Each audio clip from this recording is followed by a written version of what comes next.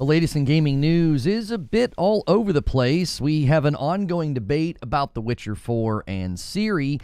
Helldivers 2 Killzone event is happening, and fans are theorizing what this could mean, but there's also some criticism about how it's being implemented with respect to the items themselves. There was a brand new Exodus gameplay trailer, and it's looking very promising, and some good news for fans of Secret Level on Amazon. And we just started getting yesterday previews are rolling in for Revenge of the Savage Planet. And as always, I do have games for your wish list and your radar. So we appreciate you being here this morning. If you've never been here before or you've been tuning in lately, thank you so much for doing that. Take a quick second as the show starts and smash that like button. If you are watching this later or you are here right now, there are two great ways to support what I do every day. Click join and become a member. Make sure and pick Member Plus, or order some coffee. We have a sale going on right now, and that supports me directly. That's not a sponsor. Reforge Roast is something that my family ships to you with little thank you notes from my kids. So if you're a coffee drinker, try out Reforge Roast. It does support what I do. So if you're unaware of this, in case you missed this, there is sort of an ongoing debate about The Witcher 4 and Ciri. Once again, we are debating whether or not a female character in a video game is hot enough, or if she's able to do something, right? Apparently, people are kind of concerned about that. Now, I have no interest in discussing the looks of another character in another video game. I've had enough of that for the rest of my life. But what I do find interesting, I found interesting the lore discussion, and I sort of humorously discovered with a very small amount of research that a lot of the people that are seething and angry about Ciri being a Witcher apparently don't know what they're talking about. So be sure to check out my latest video. I uploaded a video that says Ciri is a Witcher, and I looked at a handful of things: The Witcher 3, what the lore actually says, famous stories with similar narrative elements, and interviews with the developers themselves. And I feel like the video pretty much settles the case. So be sure to check out that video, give it a like, give it a comment. A lot of the times when you watch those uploads in the morning, your comments will be featured in this live show. And we can have a healthy debate about that today once we're done with the show open. Now, this is another thing you might have missed. Helldivers 2 is doing a Killzone crossover. Now, I can't remember if this was data mined or not. I feel like this was data mined, but anyways, it is now official, and this is what they officially announced. They posted this on their Steam little updates page. They said, "We decided a long time ago to do crossovers only if and when it make perfect sense for the game. So in that spirit, we're hyped to announce our very first crossover, Killzone 2, and here are the details. Helldivers 2 Killzone 2 belongs to a new tier of special premium content reserved for collaborations and other uniquely themed work. Our plan is to offer you something distinct and special. High Command informs us that beyond the Superstore content, there's also an additional Killzone 2 reward for all Helldivers depending on your success in the Galactic War." So currently the items are an armor set, the STA-52 assault rifle, which is literally from Killzone. There's a Strength in Our Arms banner and cape, as well as a player title. Now, some people are taking issue with the fact that this is not a war bond. These items are being sold in the Superstore, and they cost roughly $20. Now, we had somebody crunching the math for me in the Discord. Fuzzy was kind of looking at this. You can earn super credits just by playing the game. You don't have to spend money, and according to his calculations, you could roughly, in about a week's time, get enough super credits to buy all of the items, right? You'd have to grind for a couple hours a day, getting the super credits, clearing the map, etc. Now, if you've been playing for a long time, you've probably amassed a lot of super credits and you'll have enough. Some are concerned, though, that this is going to create that sense of FOMO, where the items are only available for a certain amount of time, and if you want them, you're going to have to chunk up the money. This is what the devs have to say about the Superstore itself. They say, right now, many of you feel the items are in rotation for too short of a time, and that you sometimes miss out on that killer look that you've had your eyes on. At the same time, the more things that we add to the store, the longer it takes for things to come back into rotation. And we're not quite ready to roll out a full redesign. We're going to temporarily test longer rotations with Killzone, which will stick around for 5 days per page. Instead, instead. So there's going to be 2 pages of items for you to explore. After this, the page rotation will go back to its usual cadence, and we will be asking for your feedback on our test. If you think this is too short, or you want us to look at bringing items back for longer periods, we'll ask again in future surveys. So be sure to let them know what you think. If you don't feel like this is a long enough time to earn the super credits naturally and then buy the items, it might be something that people find to be frustrating, especially considering they are selling a gun, and many might start to look at that as like, oh, that's quote-unquote pay to win, which I continue to say pay to win in a PvE game is a stupid use of the term, but I'm losing that debate to the current trend of the internet where we use, the most hyperbolic terms to get the highest click rate. But in any case, I actually think that I'm okay with it as long as they're still giving you a healthy amount of super credits just from playing, so nobody feels like they have to spend money if they don't want to. I also continue to say that they really need to update their war bonds layout. I think they need to do something about that. If for really old war bonds, especially for new and returning players, there's just way too many things to unlock if you're new or maybe you haven't played in a while. Because I come back and it's like, it's almost overwhelming. I can't imagine being a new player in Helldivers 2 right now. Like, there are so many war bonds, there are so many items that you'll just feel like you'll never be able to get to. So I wonder if they should just make them either super, super cheap or just unlock after they're a year old or something. I don't know. But we'll see what they can come up with. Enjoy the Killzone crossover, Helldivers. The next thing that happened was an Exodus gameplay trailer. I've been keeping my eye on this game for a while, and the first trailer that came out a while ago was like really ambitious, and the gameplay trailer is also seemingly pretty ambitious. This is a 2-minute trailer that spans a lot of different areas, combat sequences as well as cutscenes, and I actually think this game honestly looks really good. Now, it does look a bit like other games have inspired some of the movement and combat, but, fighting a giant space bear is something that I never thought I would get to do, and it looks like we will get to do that in this, okay? The premise of the game is simple, but also, I think, kind of interesting. You are a traveler, and you are attempting to save a civilization from enslavement. But the traveling you're doing seems to be across time. They claim that as a traveler, you exist outside of time, so decades will pass as you travel. But the closing part of the trailer makes it seem like you will also be able to time travel, as you appear to run into an older version of yourself in this final segment as he pokes out and looks. I feel like this is a face-off between your current self and an older version of yourself.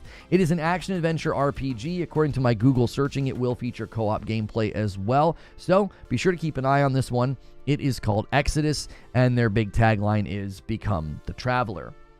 Now, this is a really quick one, but I do have good news for fans of Secret Level. It has been renewed for a second season. My wife and I started watching it last night, and while I do agree with some of the folks who said it just is really short, as soon as some of these episodes start to get good, it's over, right? But we watched 6 episodes, and I think they're amazing. You need to definitely watch this trailer with the sound on. It's probably one of the best uses of outro by M83 that I have ever seen. I tweeted that last night. I was like, oh my gosh. I may need to rewatch the ones that we've already watched to try to pick a favorite, because they were all great in their own way. I definitely do not agree that like they all looked the same or like they all had the same art style. That's like not true at all. It really surprised me. I really, really did. I was looking forward to it, and I feel like I enjoyed it more than even I kind of anticipated. So good news for fans of Secret Level. Then Revenge of the Savage Planet has some previews rolling in, and this is one that I'm really looking forward to. This one's being built in Unreal 5. Now, specifically, it's being built in Unreal 5.3. Hopefully that means they're figuring out some of the optimization and some of the kinks. This paragraph from Insider Gaming really excited me. They said this: as far as what players can expect with gameplay, Hutchinson said that Revenge of the Savage Planet is a Metroidvania at heart. You have to get new weapons and equipment, upgrade your skills, and uncover coordinates for the new planets to progress forward. There's also character customization, home customization that lets you express yourself in the way you see fit. Now, currently it's going to allow for 2-player co-op, but they are considering even allowing 4-player co-op in the future. And I think the game length sounds just about perfect. They said this in the Insider Gaming report. Regarding game length, Raccoon Logic says tests have shown it taking around 20 hours to 100% the game, while some will complete the main story in just 15 hours. Now, obviously, a game like this could be, they could add on to it over time with planets, new planets, new weapons, new biomes, new experiences, because they did say the planets all have like uniqueness to them, the enemies and such. So they could always add more in the future. But this just sounds like such a nice sized co-op Metroidvania romp. Like, I'm really excited that we're already hearing good things about it. They also said they don't want it to be too challenging, saying that they're not Dark Souls, but they are Light Souls. The previews all seem to be very positive. People are impressed with what they saw. And here at the end, you just, no DRM. They've got split screen, for co-op for people that want to play it together. Hopefully the Unreal Engine doesn't come with any more razor blades and rough edges, and studios are starting to really figure out how to get things better optimized. Now, their original trailer said that it was coming sometime in 2025. Their current launch target is May of 2025. So the first half of 2025 is really starting to fill up. So now I have some games for your wish list and your radar, and this one was shown to me yesterday by a member of this community, and it is called Covenant. It is built in Unreal Engine. It's got devs from Apex Legends, Call of Duty, Halo, Destiny, Doom, and Battlefield. So they got a killer lineup of talent here. It looks like Doom, Destiny, and Dark Souls had a baby. This is a first-person dark fantasy game. Apparently, they wanted to have a campaign, PvP, co-op. They're being very ambitious with this one, and it certainly looks like it has its own visceral, sort of grotesque dark fantasy art style. You can wishlist this right now currently on Steam. I couldn't really get a whole lot of other information about if the game was going to be coming to consoles, or do they have a release window, or anything like that. So, seems to be one where there's a lot of fast, frenetic movement, quick jumps, dashes. I even saw sort of a forward spin dodge that should be familiar to Destiny players or those who played Concord for a whopping week. But this one looks like it's going to definitely be a fun one, and certainly one to put on your wish list and your radar. And then a brand new trailer this morning dropped for Lost Soul Aside, now confirming that they are coming in 2025. Apologies to everybody. I uploaded this trailer on Twitter and I forgot I was watching YouTube at 1.5, so it's a little fast on Twitter. But this one is being published by Sony. The parent company seems to be Tencent. Tencent has a 10% stake in the company, in the developers. And it does seem like the China Hero project is going to be a situation where Sony's publishing the games, but they will be landing day and date on PC and PS5. This is likely due to the Chinese market being so heavily weighted towards the PC platform. Now, I will say this will likely get everybody saying things that we know are not true, but they'll be claiming that, hey, look, PlayStation's turning into third party. They're putting their games on PC day and date. These same people will then tell you at the end of next year that Lost Soul Aside doesn't count because it's not a first party game. So they obviously are not telling the truth, and there's a huge lack of integrity in a lot of the reporting and a lot of the nonsense out there. But this is not a first party PlayStation game or studio. This is a part of a China Hero project where PlayStation is publishing games with Chinese developers. And again, that's probably a response to that market. Now, does that mean that in the future, PlayStation's going to start to look at their own developers and say, hey, we need to start putting games day and date on PC? Currently, according to Herman Hulst on an earnings call, that's not the plan. Now, if that plan changes, that's where we will hear about it. You will hear about it from Herman Hulst. You'll hear about it on an earnings call or from Hiroki Totoki when they're talking to shareholders. This is what we heard from Xbox, right? They started signaling that these changes would come, and they said it to shareholders and investors first, and then those changes came. Currently, PlayStation is showing no signs of doing that. They're not restructuring their developers. They're not telling the shareholders that that's where things are going.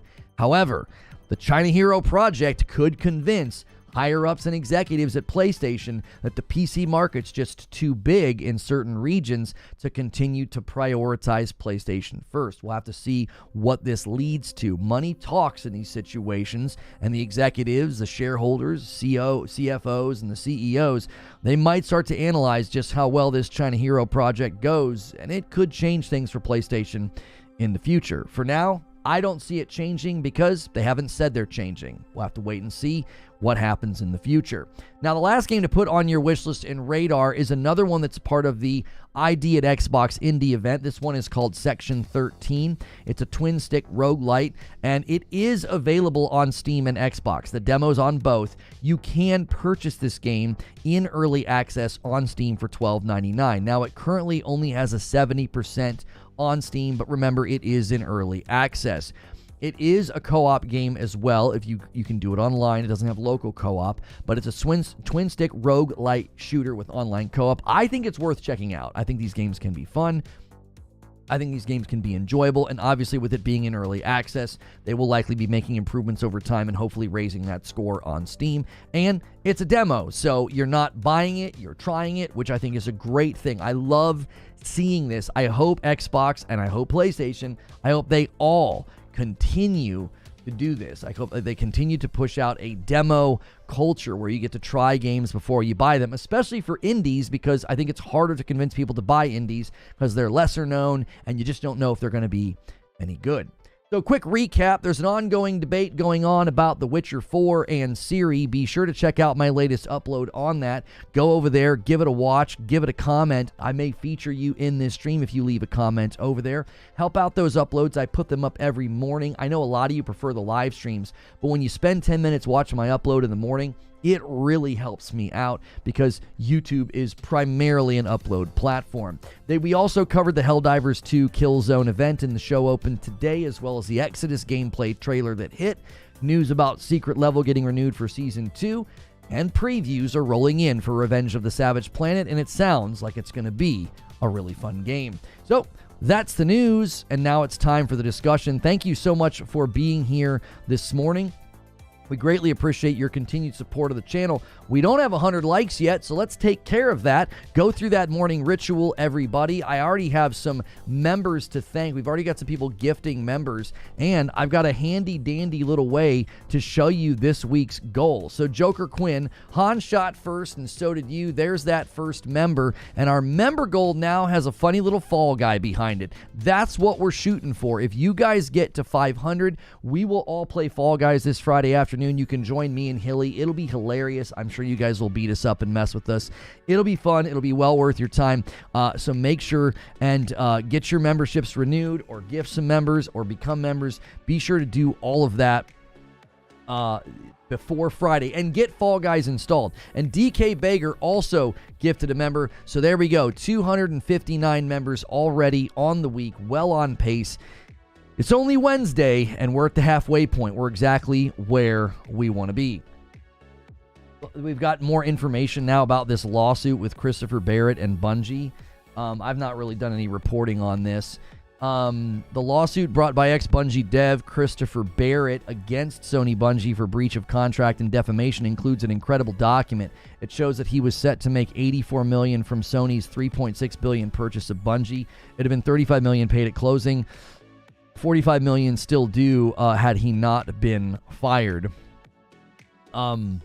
That's an incredible amount of money. See, this is one of the things I think that's interesting about that Bungie situation is that they were going to be this. I think this adds credence to the fear that a lot of the leadership was going to leave after they got their payouts. Like, that's just such an incredible sum of money.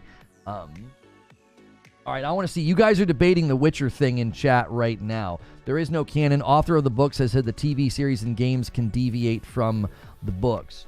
Well, if the author of the books, is saying people can deviate, that's totally fine. Thanks for jumping back in, Phantom Phoenix.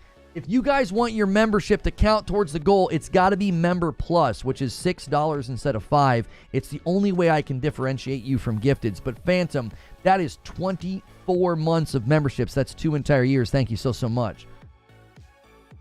Yeah, I don't think there's even a reason to debate the lore about The Witcher. The lore leaves room for Ciri to be a Witcher. There is no rigidity in the lore anywhere. Everything I read, everything I found, there's nothing that states women can't become Witchers. It's every time we try, they die. They either get really ill and die later, or they die in the process. So what that tells me is it's not impossible. You just haven't found somebody that can survive it yet. That's a common thing in fantasy stories, is you make something seem impossible, and then all of a sudden somebody makes it possible. Well, Ciri's not some girl boss who's just going to strut in and be like, well, I'm going to be a witcher because I'm awesome. She's got elder blood. She's a demigod. Like, they set her up with lore. They set her up with story because Geralt calls her a witcher.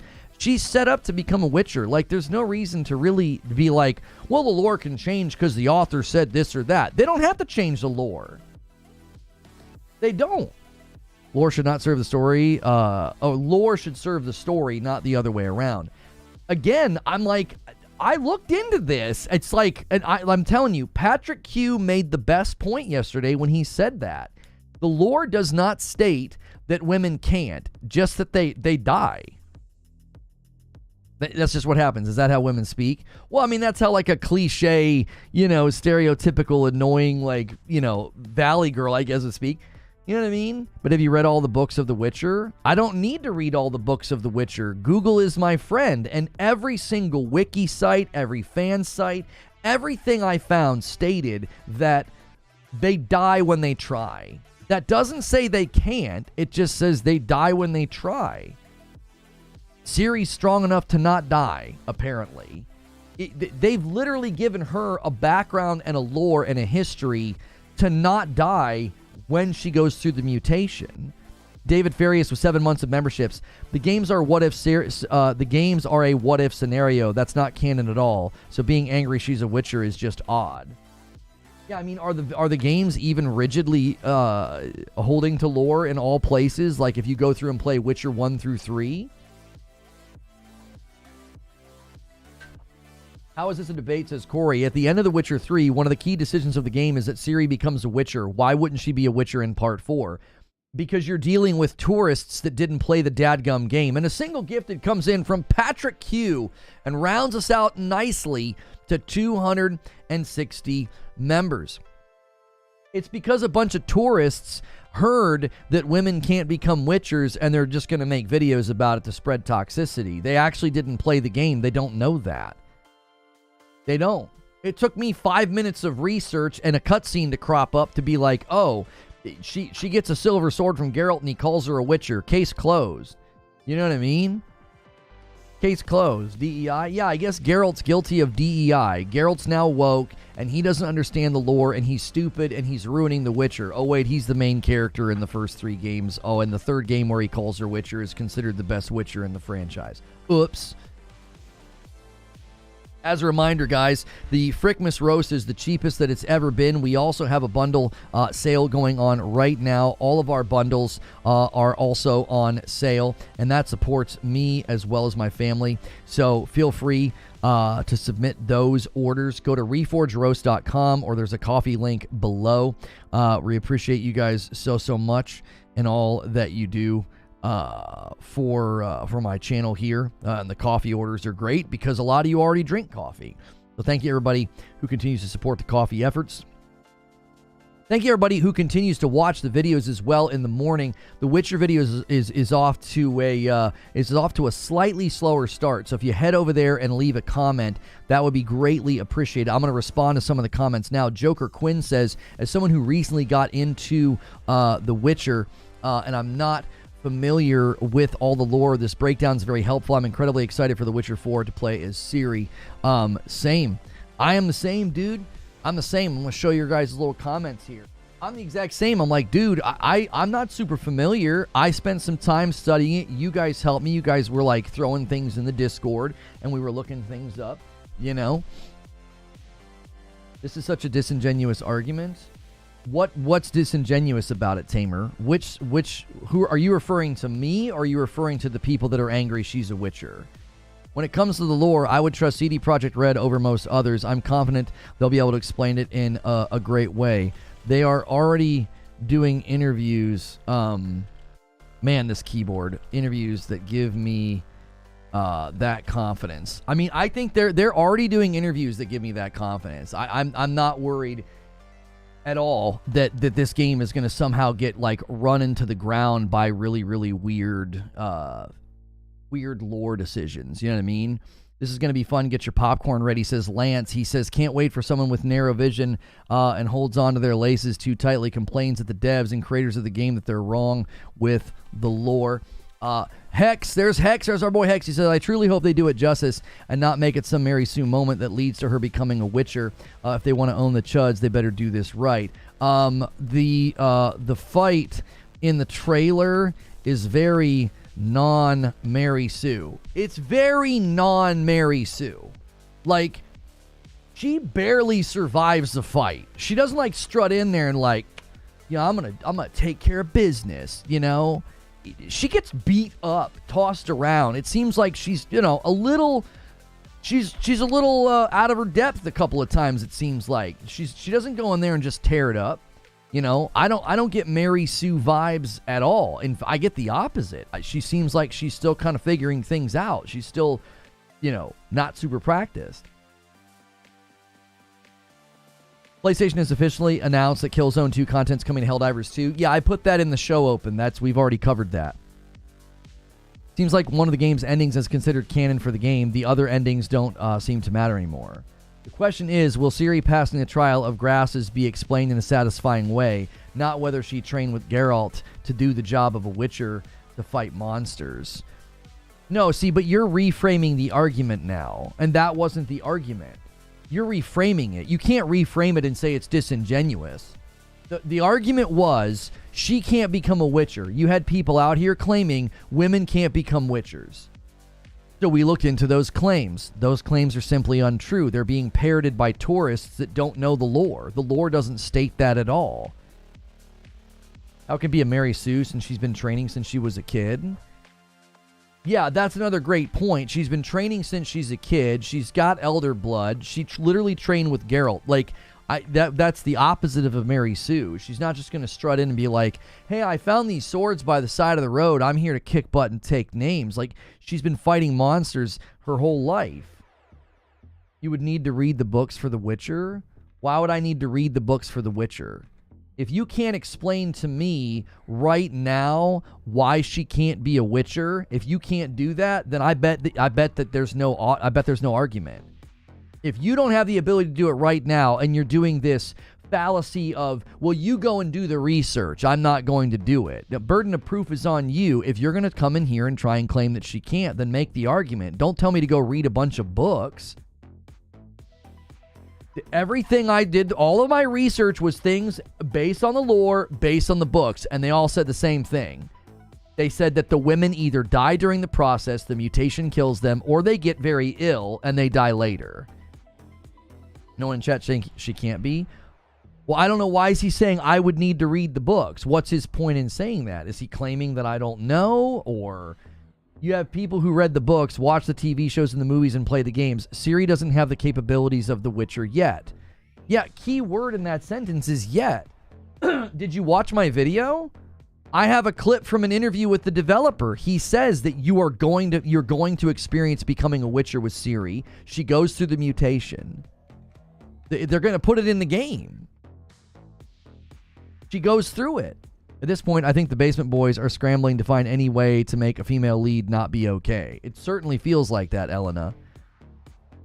When a male character follows the path of a hero, he is Joseph Campbell archetype. When a female does it, she's a Mary Sue. Get over yourselves. Only say that when it's used in a way you disagree with because it's attacking someone you agree with. What did Cold Slither say? I swear terms like Mary Sue get thrown around too easily.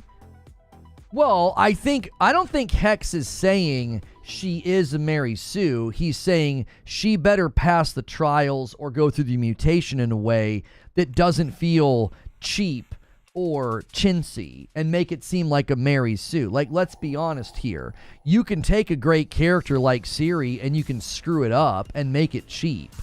She's ugly. I'm D-Tom. Shut up. I'm not having the ugly argument with you guys. No. I am so over that. I'm so over that. I've analyzed this trailer up one side, down the other. I think a lot of the times these guys are grabbing screenshots of really, really bad lighting. You get some bad lighting, and then all of a sudden they look weird, and that's the screenshot they'll use. They won't use the screenshots where she looks fine.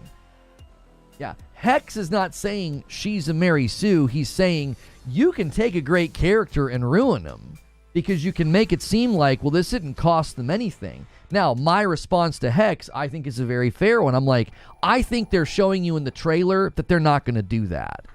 She doesn't do a Rings of Power girl boss moment in that cave fight. She goes in there, gets smacked around, gets picked up, gets thrown against the wall. It's like, oh my gosh, she might not survive.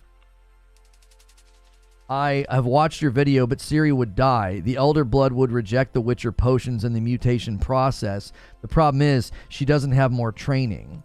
Okay, well, I don't need to read the books to know that fantasy games and fantasy stories do this all of the time. I gave the example of the Wheel of Time books. For 3,000 years, the One Power, the male side of the One Power, was tainted by the Dark Lord. For 3,000 years. Every man that touched the One Power goes mad because of it, and they have to be stilled so that they don't continue to destroy the world.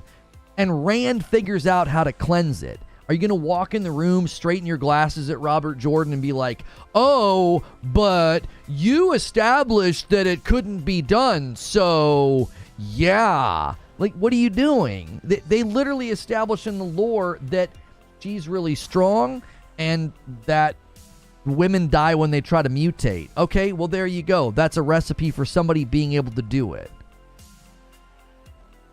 They have set up, in the games, they have set her up to be one. Like, that's my point. Fantasy stories do this all the time. They set up something that seems to be impossible, and then they set somebody else, they set somebody up to be able to do it. It happens all the time. It happens all of the time.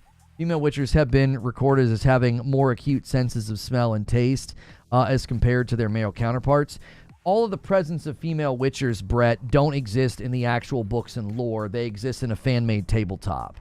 So you got to be careful with that. That's a fan-made thing, and that's why people are like, you can't claim that female Witchers exist, like they were trained in a cat school, but that's something that the fans came up with. Yeah, I didn't include that in my video because my research, basically, we concluded in the research that the lore has no rigidity in it. It's just that they die when they try to mutate, or they get really sick and they die later. That's what all of the research I did pointed to that. And I was like, well, okay, well, then she's strong enough to do it. The games are not canon. No, Jaggy, I don't think he's crying, Jaggy. I think Milos is agreeing with me. He's saying the games are not canon, so who cares? I think that's what he's saying. Like, the games aren't canon. They can do whatever they want. The author of the books has indicated that they can do whatever they want. So having her have Elder Blood, or having her become a Witcher, or having her survive the mutation or the potions or whatever, the games aren't canon. The other problem is if she's becoming a Witcher, and losing her abilities of the Elder Blood and the Elven Blood, the books have more detail. I don't think the games are sticking rigidly to that. I think the games are doing what they want, and I think The Witcher 3 set this up, so I don't understand why anybody's shocked. I never even played The Witcher 3 to completion, and I knew that they had set her up to be the next Witcher. I just knew from conversations, from clips I had seen on Twitter. It's like the game set her up to be one. If you're a fan of the games, this is what I don't understand. If you're a purist fan of the books, and you've been critical of Witcher 1, 2, and 3 every time they misstep with the lore, then okay, at least you're consistent. But if you played Witcher 1, 2, or 3, got all the way to the end of 3 especially, and you were anticipating this game, and you're like mad about the lore or mad about Ciri, you weren't paying attention. You weren't paying attention. There's a scene where Geralt calls her a Witcher and gives her a silver sword. Like, that's it. That's the end of the matter. That would be like ending a Star Wars book where, you know, the previous Jedi hands a lightsaber to another Jedi and calls him Jedi. You'd be like, well, they can't be a Jedi. It's like, what did you know what I'm saying? Read in Lance's voice. What does it mean to be a Guardian? Is a Witcher defined by ability to drink potions and not die, or is a Witcher defined by their dedication and ability to eliminate monsters from the world for the benefit of others? Right. Like, yeah, I suppose that could be true. Is Witcher firmly defined? Like, it's, well, I think it is firmly defined in the books, Eugene. I think they go through the trial of grasses, and then they do some stuff that makes them mutate. My rough understanding is they go through a trial, they mutate, and they become something else. That's not just like their dedication. It's not like becoming a samurai or something. Geralt sarcasm. Oh, he was being sarcastic. He sarcastically gave her a sword. He sarcastically gave her a sword and called her Witcher. We missed the final scene where Geralt went, JK, bro. We missed that. Right before the credits rolled, he was like, JK, bro, you're not a Witcher. I'm just messing around. You're not. You know, 'cause you're a woman and all. You have to drink the trial of grasses to mutate. Tolerate the mutagen. But don't they go through the trial to enable them to fight the monsters? You'd have to ask the experts in chat, Eugene, what the purpose of the mutation is. Don't know how to good Geralt voice. Yeah, there was a time where when I was playing it, I was doing his voice so much that people were getting confused. Like, if they weren't actively watching the screen, they're like, wait, was that Lono? Yeah. Let me look at some more comments here from you guys. Mile High says, huge Witcher fan, been looking forward to this. I did expect Ciri to be the lead, which wish it was further along in development. Been playing Witcher 3 again for sure in the meantime. I remember the combat growing on me. I remember the combat in The Witcher 3 growing on me. Initially, I wasn't a huge fan of it. Ooh, I forgot to set the super chat goal. Hang on 1 second. I will gift 5 members. Let's get the members going, boys. Renew those members. Make sure and celebrate your membership renewals because it does count towards the goal of the community game we'll play this Friday, and super chats can help as well. Where was the anger for Letho of Gullet, not canon? David Furious, are you referring to something in the games that they did that wasn't canon? Eugene says, what's the purpose of the trial? To make them a Witcher or to enable them to perform the role of a Witcher? From what I saw last night, there's some debate on this. Can someone drink the potion, survive, and then not be a Witcher because they refuse to perform the role? You knew she was going to be the Witcher, says Elemental Hero, but Ciri would have done the trials of grasses as a child. Only the children undergo the trials of grasses, and some of the males survive. She's not a normal person, therefore she can perform the fantasy story loophole. Like, the minute you have somebody that is abnormal or anomalous in the universe that you're analyzing, they can pull the fantasy story loophole. It happens all of the time. I'm not a fan of the combat, but I only played 2 hours. I remember not liking it, Trappy, and then I remember it growing on me. You definitely have to adjust. It's not like a traditional...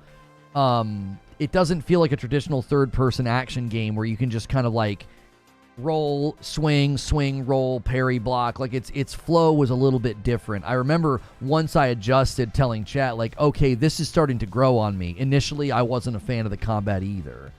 I've seen people on Twitter literally say, you can dress up the combat all you want in The Witcher 3. They're like, it's never going to make me like it. There are people that just don't like it.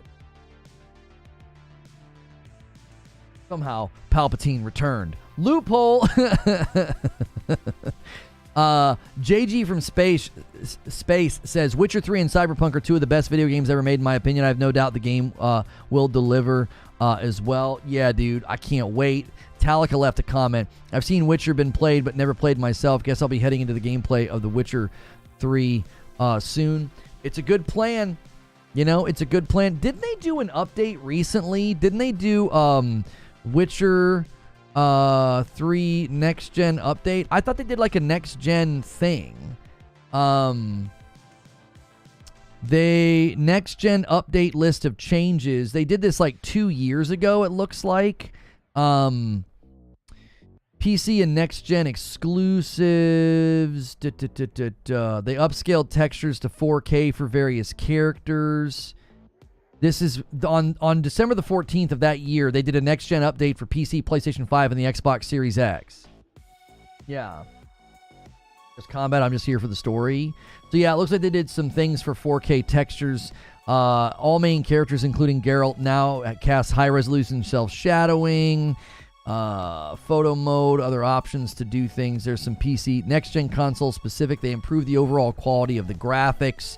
Ray tracing mode, performance mode, ensures gameplay targeting 60 FPS with dynamic resolution for the PS5 and the Series X. The Series S has no ray tracing. The quality provides a resolution and better image quality. Performance mode targets 60 and prioritizes smoother gameplay. So, and then they added activity cards for PS5. They also implemented the use of adaptive triggers and haptic feedback for the PS5 DualSense. So, looks like Witcher 3's back on the menu, boys. Stonespire left a comment. He said, Ciri taking over the Witcher mantle makes perfect sense, and we will get to see different version of a Witcher due to her unique abilities. I can't wait to see more of this. Same. Opening of The Witcher 3, focusing on Geralt training Ciri. The good ending of Witcher 3, he hands her the silver sword. He calls her Witcher. They couldn't have telegraphed this any more than they did. Lastly, the Lady of Time and Space, Ciri, is no average person, and this is a universe where magic is commonplace. There are so many ways to explain this. That's great points, Omar. That was from Omar. He left that comment. Yeah, we back. Resolve says, Lono, good morning. Good morning. Guys, as you're coming in, man, smash that like button. Get us to 200 likes, and double check that you don't have a membership renewal to celebrate. Get those renewals going. It helps with the goal. I'm reading through some of the comments on the video and just replying to some of y'all. Hey, it's Chili. Hey, it's Chill Will says, come for the news, stay for the discussion. Great work, Lono. Thanks, man. I appreciate that very, very much. You guys that so faithfully watch the uploads, but also come to the live show, man. Thank you so much for doing that. I don't think replacing Geralt with Ciri is a good idea. It's like replacing Batman with Batwoman. I mean, you wouldn't replace Wonder Woman with Wonder Man, would you? You can't be... You've got to be... Are you memeing? You've got to be memeing. Did you play The Witcher 3 where it was clear they were setting her up to take over? He gets older in every game. What do you want to do? You want to play as Geralt for forever? He's walking around with a cane in the 4th game? 5th game, he's in a wheelchair? Like, what are you doing?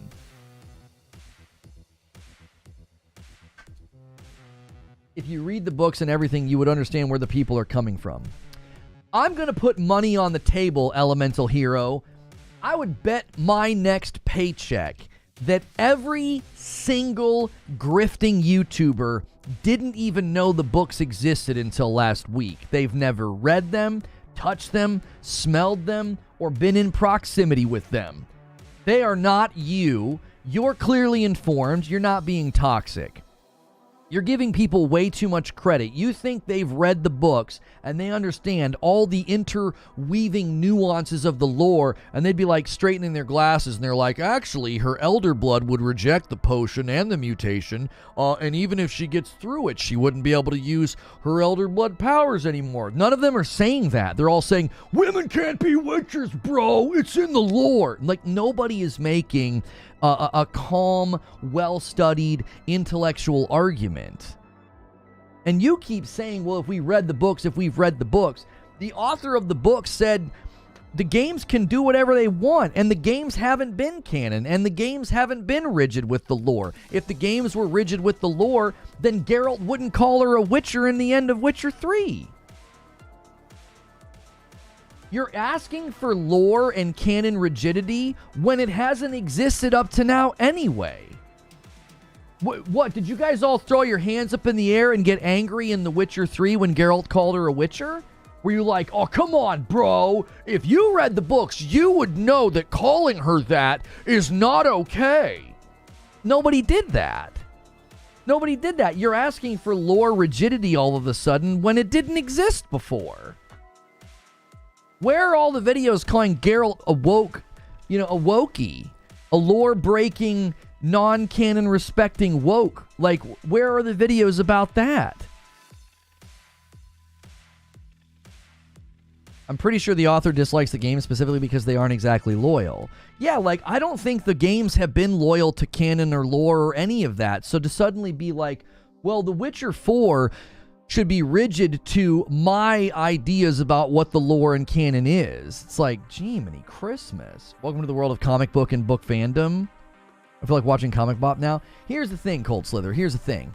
I think there is plenty of room to get angry when certain things happen. I will never, I mean never, forgive the people in charge of Rings of Power for what the frick they did with Tom Bombadil and what they did with him taking a line from Gandalf about some who live deserve death and some who die deserve life. Frick you, Amazon.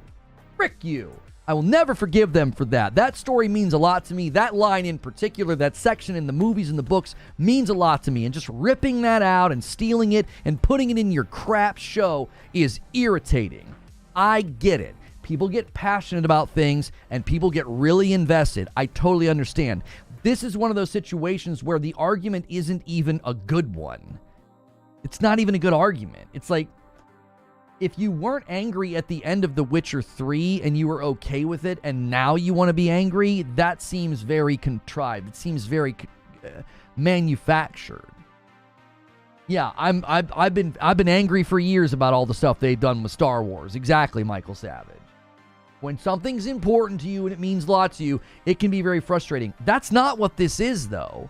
They're not running ripshod over lore and canon. They're doing something that they clearly set up in the previous game. I enjoy Rings of Power. Always annoyed when the bashing starts. To each their own on that show. I'm not bashing it. I'm making a very valid criticism. Ripping a line from one of the greatest works of literature in history and shoving it into your TV show is absolutely disrespectful. Completely reinventing backstory and lore of a character and something he says that's incredibly meaningful is disrespectful. That's not bashing. A $10 super chat tip from Cyberpunk Darren. But gamers who like the universe want it to be consistent with itself. We don't want CD Projekt Red to go down the path of Disney with its carefully crafted settings. But that's not what's happening. CD Projekt Red isn't going down a path. They're being consistent with the third game. They're being consistent with the third game. Resolve with a $10 super chat tip says, exactly, they've never stuck to the lore. As a matter of fact, Witchers don't even have 2 swords. They only have 1. Yeah, I don't think, I really don't think that they are doing something egregious here. Right? I've been critical of Peter Jackson and what he did to Merry and Pippin and Sam and Faramir and Denethor. I don't like what Peter Jackson did to those characters in the movie. Why? Because he didn't have to. He didn't have to. He made egregious character changes that weren't necessary. He did what I consider to be almost character assassination of some of the characters. They're completely and utterly different, and it wasn't necessary. I'm critical of that. Why? Because it wasn't necessary. In this situation, they're not doing something that's egregiously destroying lore. The established lore is not rigid. There's no rigidity in it. I never read in a single place, in a single wiki or fandom or site or anything, none of them state that women can't become witchers. They all state the same things. They die when they try. They either get ill and die later or they die in the process. So that, to me, is one of those soft barriers in a fantasy world that commonly gets broken through. They do this all the time. I gave all those examples in my video of science fiction and fantasy stories where nobody's able to do this, and then somebody comes along and is able to do it. That is a common fantasy story trope. So even if you want to stick to the lore, you can't really do that because you're creating new lore that doesn't exist. That's the grand irony here. The people who claim to be defending the lore and canon aren't even defending the lore and canon. They're making up their own interpretation of it. Don't you see the irony? It's like I'm not even a big Witcher guy, and in an afternoon of research on this, a lot of people that seem to be defending the lore and canon aren't doing it. They're making up their own version. From the book series standpoint, the first game is but it turned out to be a fun trilogy. So paying much attention to grifters and crazy fandom losers is just feeding them. Yeah, I don't click on them. I don't give them tweet recognition or anything. I just put together a video that I thought was factual and fair about it.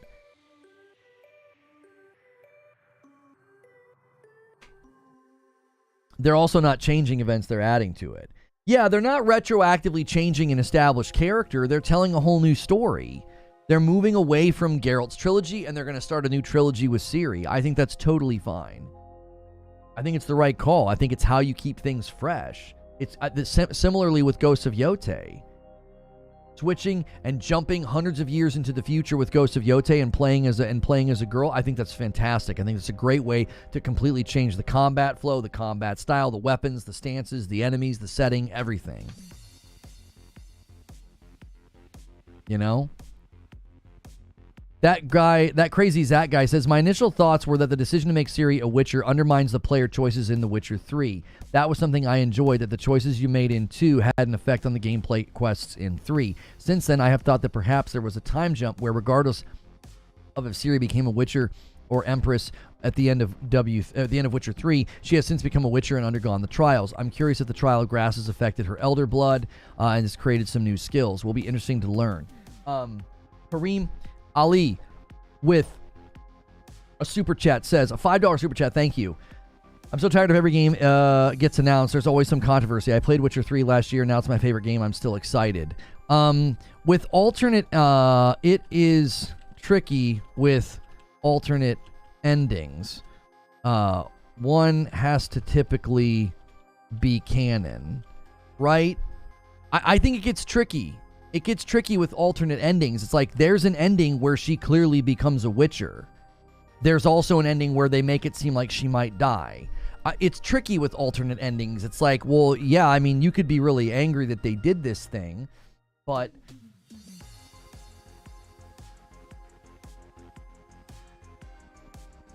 which Xbox content creator has the most Sigma, Riz, Aura? What the frick does that even mean? Pretty sure Ciri attempting the trial at an older age than most people attempt. From what I've read, that's usually young boys who attempt the trial, so maybe Ciri being older could help her. I'll admit, I never finished Witcher 1 because it was super long. My PC died halfway through. Witcher 2 was great, says Jaggy. NVIDIA GeForce RTX 50 series GPUs are spotted on a website. CD Projekt Red stays coy on whether The Witcher 4 can run on current-gen consoles, including the Series S. What? Obviously, we want to support all the platforms. Developer CD Projekt Red has a history with older consoles struggling. Cyberpunk on old-gen consoles is an example that they give here. Speaking with CD Projekt Red in a new interview this week, Eurogamer asked whether the studio could reassure console owners that they could actually run it and whether it would run on, say, an Xbox Series S, which, as things stand, is still required for any game releasing on Xbox. They were coy in their response. You know, first of all, this is good to say. This is not kind of a beginning of a marketing campaign, said the game's director, Sebastian Kalemba. We firstly wanted to showcase and share the entire world that Ciri is the main protagonist. It's The Witcher 4. She's mutated. She's on the path. Definitely, right? The second thing is that, yes, we are working on a new engine now together with Epic's engineers, and there is great synergy and great collaboration between us. And currently, we're working on Unreal 5 and our custom build. And obviously, we want to support all the platforms, meaning PC, Xbox, and Sony, right? But I cannot right now tell you more specifics regarding that. I think that's a perfectly fine answer. I think that's a perfectly fine answer. I think that if you're going to be this early in development, you can't start making assurances because between now and then they could run into problems. That's a perfectly fine answer. You can't start making those assurances this early on.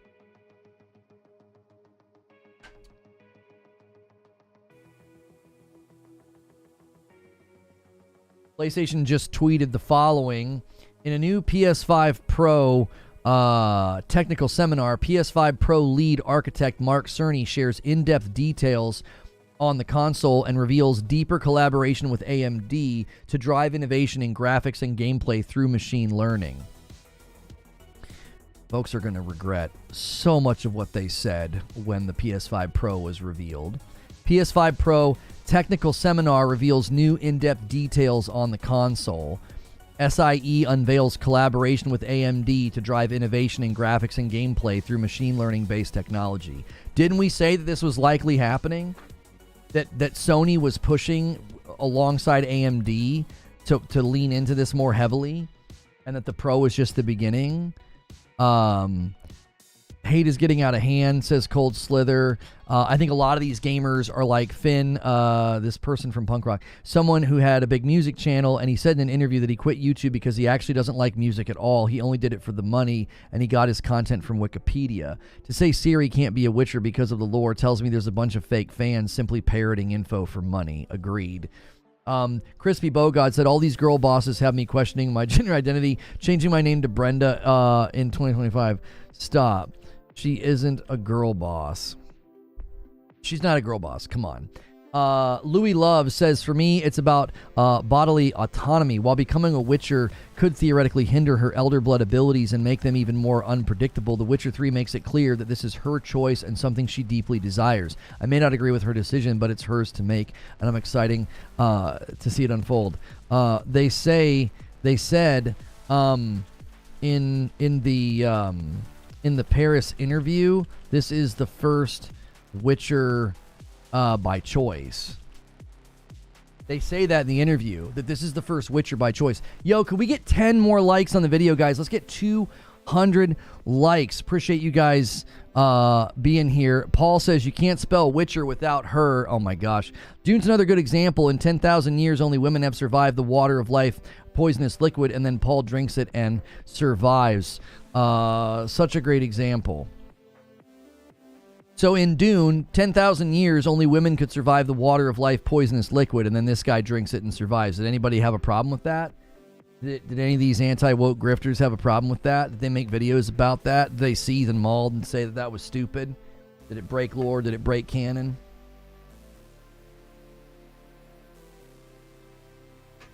I bet you they didn't. Bodily autonomy, it's a video game with magic and elves. Well, that's one of the points, though, that they made about this, that she's going to be the first Witcher by choice. Like, it wasn't done to her. It wasn't like somebody came along and was like, we're going to make you a Witcher, whether you like it or not. It's like, well, no, she's choosing it. That's an element of the story. He's not, I don't think it's any deeper than that. Introducing Cave Crave, the most realistic VR spelunking for MetaQuest and PSVR 2. When's it come out? I'm a huge fan of spelunking. Action-adventure simulation. It comes out March of next year. It is, let's see, we've got a trailer here. Let me turn this down.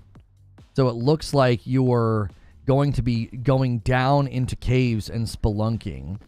Oh my gosh, this is like claustrophobia simulator. I'm not going to do that. I very much enjoy these type of debates. Keep it clean, folks. Agreed. Neo isn't the chosen one. The evidence points to Agent Smith being the chosen one. Pedantic. That you're being pedantic. That he was the chosen one, you know? That was the whole point. He was archetypally the chosen one, and he breaks a part of it, and he breaks the cycle of the Matrix. Like, that's the whole frickin' story. I just came to say that every point Lono makes is 100% based.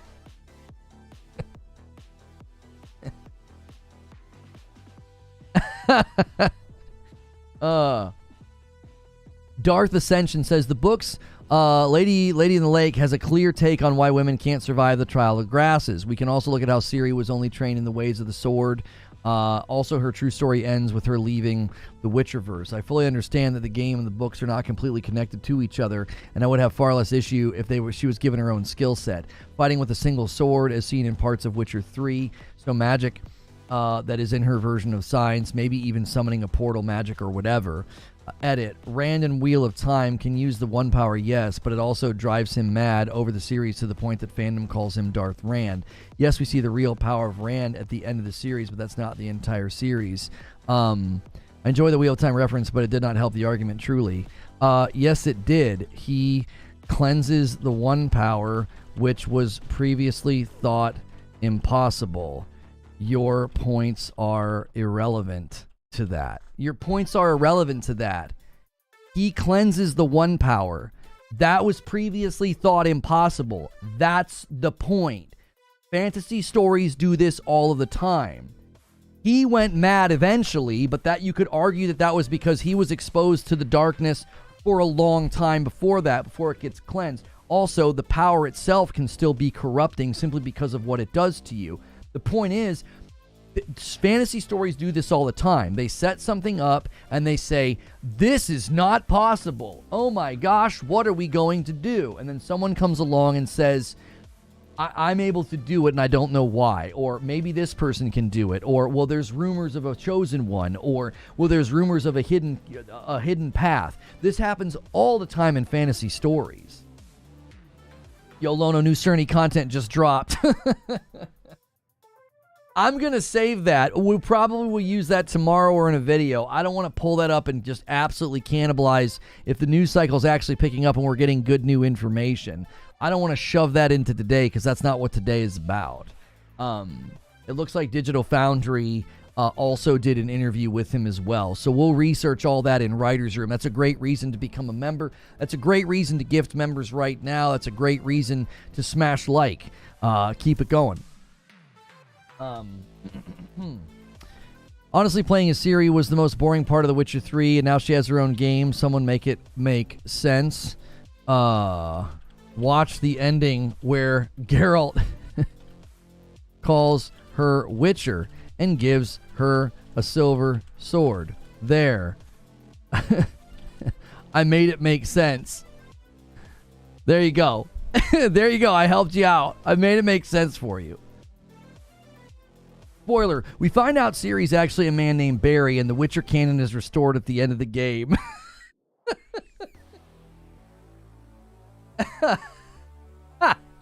She takes off a mask. Hey, y'all. The problem is replacing traditionally masculine male hero type character with a woman, so it no longer appeals to the same male audience. Like I said, I already wonder man can't replace Wonder Woman. So, did you have a problem with a game like Stellar Blade coming out? That's traditionally a masculine male hero type character going into fights with giant, grotesque enemies with a sword, and she looks like she's like a bikini model. Wait, did you have a problem with that? A $20 super chat from King Sovereign says, I'm more worried about her becoming a Mary Sue with her being able to acquire the mutation when all beforehand failed. She's already special with the Elder Blood. Geralt handing her the mantle is fine. But don't you think her Elder Blood puts her into a different status? It puts her into a different status. She's not a Mary Sue. She's been training her whole life. She's been fighting. She trained under Geralt. She's got Elder Blood. So how does that make her a Mary Sue if she survives the mutation? That's the whole point that people keep missing. Nobody ever watches something like Star Trek where Captain Picard comes back from the Borg and does something that nobody's ever been able to do. Nobody got mad when Captain America summoned Thor's hammer. Like, nobody gets mad at these things because it's a common story trope. This has never happened before. And in comes the new hero, in comes the chosen one, in comes whoever who's able to do the thing previously not thought possible. So yeah, up till now, everybody keeps dying when they try it. Maybe she figures it out. Maybe they do this all the time. This is something that's always so good in fantasy. They did this in the Wheel of Time a handful of times. They thought there were only women could learn to channel the power if they went through training at the White Tower. And all throughout the books, you find women that channel very differently and do very different things with it. There's always these established rules, these established barriers, and then the veil of the universe or the veil of the lore gets peeled back a little bit more, and things open up, and you're like, oh my gosh, I never thought this would be possible. Those actually typically end up being really cool moments. Yes, because those were well written. Are you going to apologize to the chuds if it turns out that CD Projekt Red craps the bed? Are you going to apologize for constantly saying dumb things? Like, what do you mean? I'm not going to apologize to anybody. If they do it poorly, I'll criticize it, but I will not owe these seething, malding morons an apology if they write poorly. Nobody's saying they're going to write poorly. They have a history of writing poorly. They're not good at this type of thing. They're all yelling and screaming like children. Oh, they can't make a woman a Witcher. I don't want to play as a woman. Why is she ugly? Why is the bridge of her nose bigger? I'm not going to apologize to anybody. What do you mean? If they do a bad job with their writing, I'll be critical of it. I was enjoying Dragon Age Veilguard, and I'm highly critical of what they did with Tash. I'm highly critical of what they did with Tash. But that doesn't mean I'm going to apologize to anti-woke grifters who ran with a constant and just nasty false narrative about that game. Who's seething and malding? I'm not going to go out and call people out, Tamer. I'm not going to do that. I've seen the dialogue. I've seen the videos. I've seen the tweets. It's a narrative right now that she shouldn't be a Witcher because she's a girl. Nobody's saying, oh, they're going to do a bad job with the writing. Nobody's saying that. And even if they do a bad job with the writing, that's something to be critical of once it happens. We don't know anything right now. Bro was trying to get a response out of you for the past 10 minutes. Shiny Red Flags with 22 months and a member plus. Welcome back, Shiny Red Flag. He bumps the line to 261. If we hit that goal this week, we're playing Fall Guys with you guys this Friday. Me and Hilly, so get Fall Guys installed.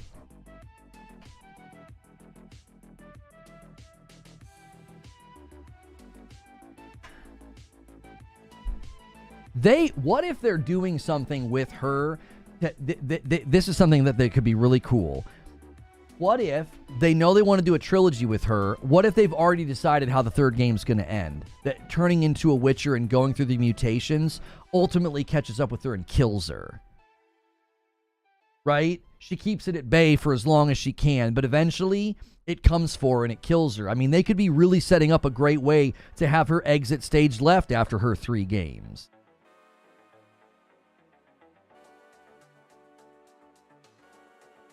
Trailer we just saw as a side quest. CD Projekt Red can cook. Yeah, I don't think that they really don't deserve the skepticism and the doubt. They don't. After how much they turned around Cyberpunk, after what they did with Phantom Liberty, after what they did with The Witcher 3, as well as Witcher 3 DLC, there's no reason to have this level of doubt and skepticism because they literally let you know this was coming in the third game and nobody was seething and malding about it back then. Nobody was upset, nobody was worried, nobody was concerned back then. I'm with Tamer, I'm critical, but I'm hoping they don't crap the bed. What exactly are you being critical of? Did you play Witcher 3? Were you really looking forward to this? If both of the answers to that question is yes, then I don't know why you would suddenly be critical of their choice. It makes no sense. That's a lack of logic. That's a lack of basic reason. If you played Witcher 3 and you were looking forward to this game, suddenly being critical and concerned is nonsensical. It's nonsensical. Are you feeding your trolls? No, these are regular contributors to the chat. Are you? If you played The Witcher 3 and you were looking forward to this game, your criticism, concern, skepticism, worry, whatever, it's nonsensical. It doesn't make any sense. They're not following a trend. They're not chasing the girl boss thing that we're so tired of. That's not what they're doing. They set this up years ago. Imagine, when were they writing? Witcher 3 came out in 2017? I believe it was 2017. Witcher 3 release date. That's 2015. Witcher 3 came out 9 years ago. You were hoping for more Geralt? Hex, with all due respect, you must have played with the dadgum blindfold on, brother. I didn't even finish The Witcher 3, and I knew they were setting her up to take over. The game came out almost 10 years ago. When they were writing The Witcher 3, it's so crystal clear they were setting her up to take over. That's not some era of time where they were girl bossing it up and they were like, yeah, we got to let the lady have a shot here. It was like, no, they were setting her up to take over. That was a decade ago. This isn't some trend chase. This is something that's been in the works since the last game. I don't know how you roll credits on The Witcher 3 and think, we're getting more Geralt, guys. Like, why would you think that? That's not that again. Like I said, this is nonsensical. There's no logic or reason behind it. It's reactionary. Blood and Wine DLC, Geralt retires. 100% Ciri was Witcher 4. That's what I'm saying. It's like they made it, as someone who didn't play, even I knew. I was like, well, yeah, they made it clear. I saw the cutscenes, I saw the commentary, I saw the discussions. People were like, oh yeah, it's going to be Ciri next time. And the reason I know this is because when they revealed, I believe we covered this sometime last year. I can't remember when. When we covered this sometime last year, they made it clear that the next game wasn't going to be just like, they actually said, this is actually funny, they said it wasn't going to be The Witcher 4. They named it The Witcher 4, which makes sense. It's easier to market it that way. People would get confused. But they made it clear it wasn't just going to be another Geralt game. They made that clear. That came out like a year ago. And I remember when we covered it, I remember people saying, well, yeah, we all assumed that. Yeah, Omar just found a review of, and it says, massive in size, meticulously detailed, The Witcher 3 ends Geralt's story on a high note. Right? Like, Insomniac Black with the VIP. I just want to say that I just realized the fact that we can all straighten our glasses and have this incredibly nerdy argument set and not lose our lunch money is awesome. We are the cool kids now. That's right. That's right. Thank you for the VIP. That bumps the membership line. Guys, take a quick second and smash the like button. We got to get those likes up, man. We're slacking on the likes. Make sure it saves your like. YouTube's still doing that thing where it doesn't save your like. So make sure and save your like. And then hit the $sign at the bottom of the chat. You might have a membership renewal to celebrate. I figured they'd make a side story with Ciri or DLC, not that they'd make the game with her as the protagonist. I disagree. I'm not calling it a trend chase either. Well, right, but your concern, Hex, you use the term Mary Sue, and I know that's what that's rooted in. That's rooted in Ray is a Mary Sue, and Guy Ladriel is a girl boss, and the current trend of taking characters in universes and suddenly being like, oh yeah, it's the girl boss's turn now to shine. And when you were concerned about her being a Mary Sue, that's exactly what it sounds like you're saying. It's like, that's a loaded thing to say. That's not just like some passive, whimsical remark. You're like, yeah, I'm really worried this is going to go that direction. The current trend is that people are doing that with stories. And Stone Spire's going to set up a dunker here with 3 singles. He's like, come on, boys. We haven't had a big bomb yet today. Let's see a 10 bomb to 275. Thank you for that, man. Stone Spire is so faithful. Always back to fishing. That's exactly right, Anthony Robinson. They're making more than one new game. Yeah, I thought they were making another Witcher game as well, but isn't it like a multiplayer game or something? I can't remember. They had like all the different code names of games that they were working on.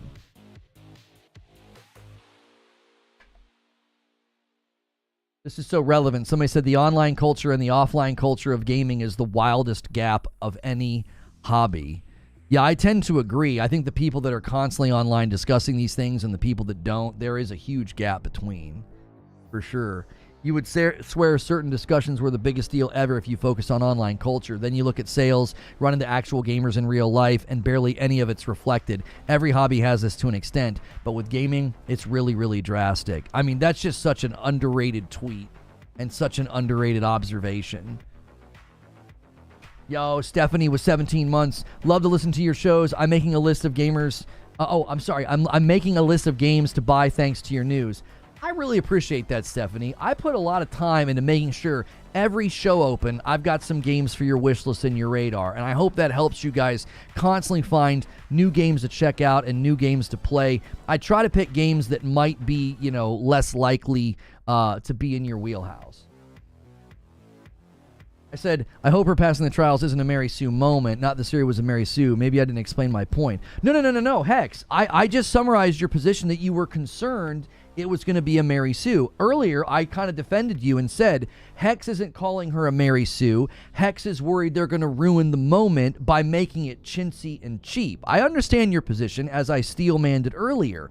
My point is, your concern seems rooted in the current trend for stories to do that specifically with women. They're just like, oh no, she's got no flaws, she makes no mistakes, she's awesome, she's here to kick butt. You know what I'm saying? When you use that term in light of the recent trend in things like criticism of Ray, criticism of Rings of Power, and I know for a fact where you come from. This isn't our first rodeo. We've been friends for a long time. I know your viewpoint on a lot of that. So you're not making that statement in a vacuum, homie. You're making that statement at a time where that's a trend, and that's a thing that people have found annoying. I thought Galadriel was the worst part of Rings of Power. She was terrible. They wrote her terribly. They directed her to act terribly. Like, she's so unappealing and stupid and foolhardy and dumb, and there's almost no consequences. There's almost no ownership. She's a terrible character. So when you said that, I'm thinking, Hex, I don't think that's what they're going to do here. This was put into position. This is my pushback to your criticism. Your criticism seems rooted in the current age. This was put in place over a decade ago by the writers. That's why I'm like, I'm not concerned. This is a long tail plan that they had. This is a long tail plan. I don't think they're doing it. And again, I also told you and referenced the fight.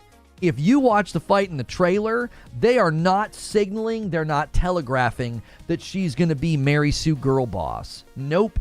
She gets smacked around. She even looks a little scared at one point, like, man, she ain't going to make it.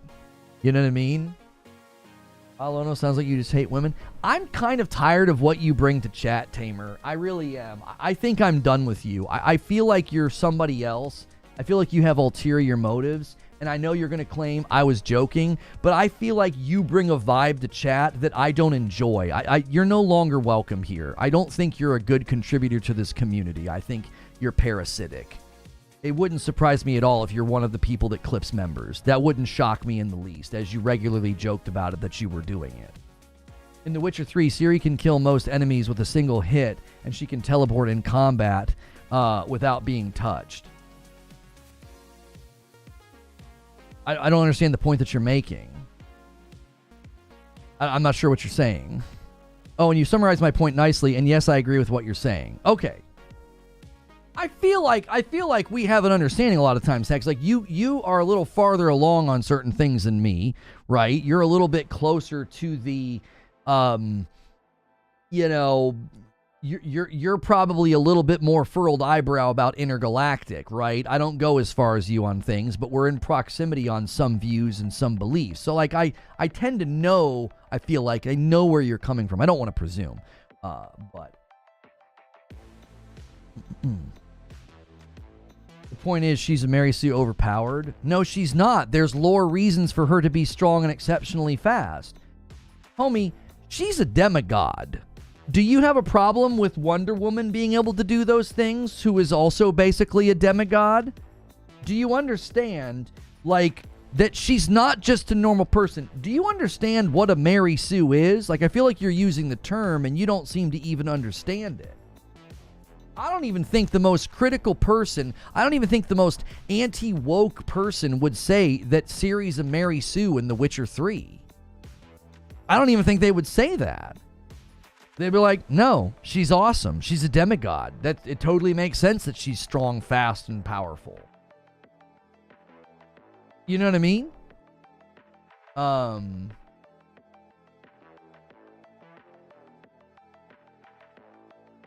Oh, yeah.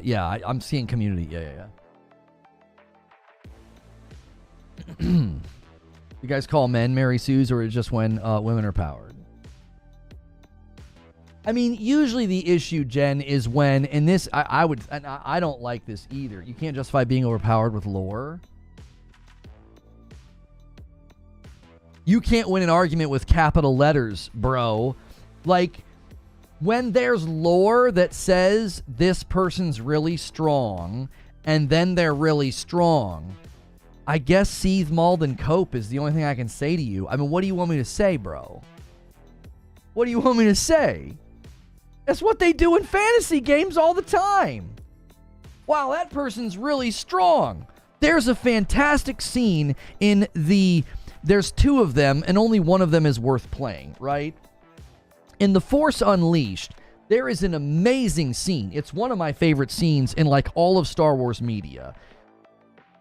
Darth Vader shows up to fight a guy, and he says, you've got somebody here that you're hiding that's stronger than you, and it's the guy's son. That's like an awesome moment. Nobody, like, throws paper up in the air and is like, here's, this kid's gonna be a Mary Sue. You can't argue overpowered with lore, bro. that's a cool moment because if you understand Star Wars lore, you understand that people can be strong with the Force. Darth says it when he's behind Luke. He says, the Force is strong with this one. Like, so he goes to fight this Jedi who's trained and an adult, and he's like, you've got somebody here in secret that's stronger than you. It's an awesome moment. It's dope. It sets up the main character as like, yo, this guy's unique. This guy is strong. So yes, you quite literally can use lore to explain the power of a person in a game or a book or a movie.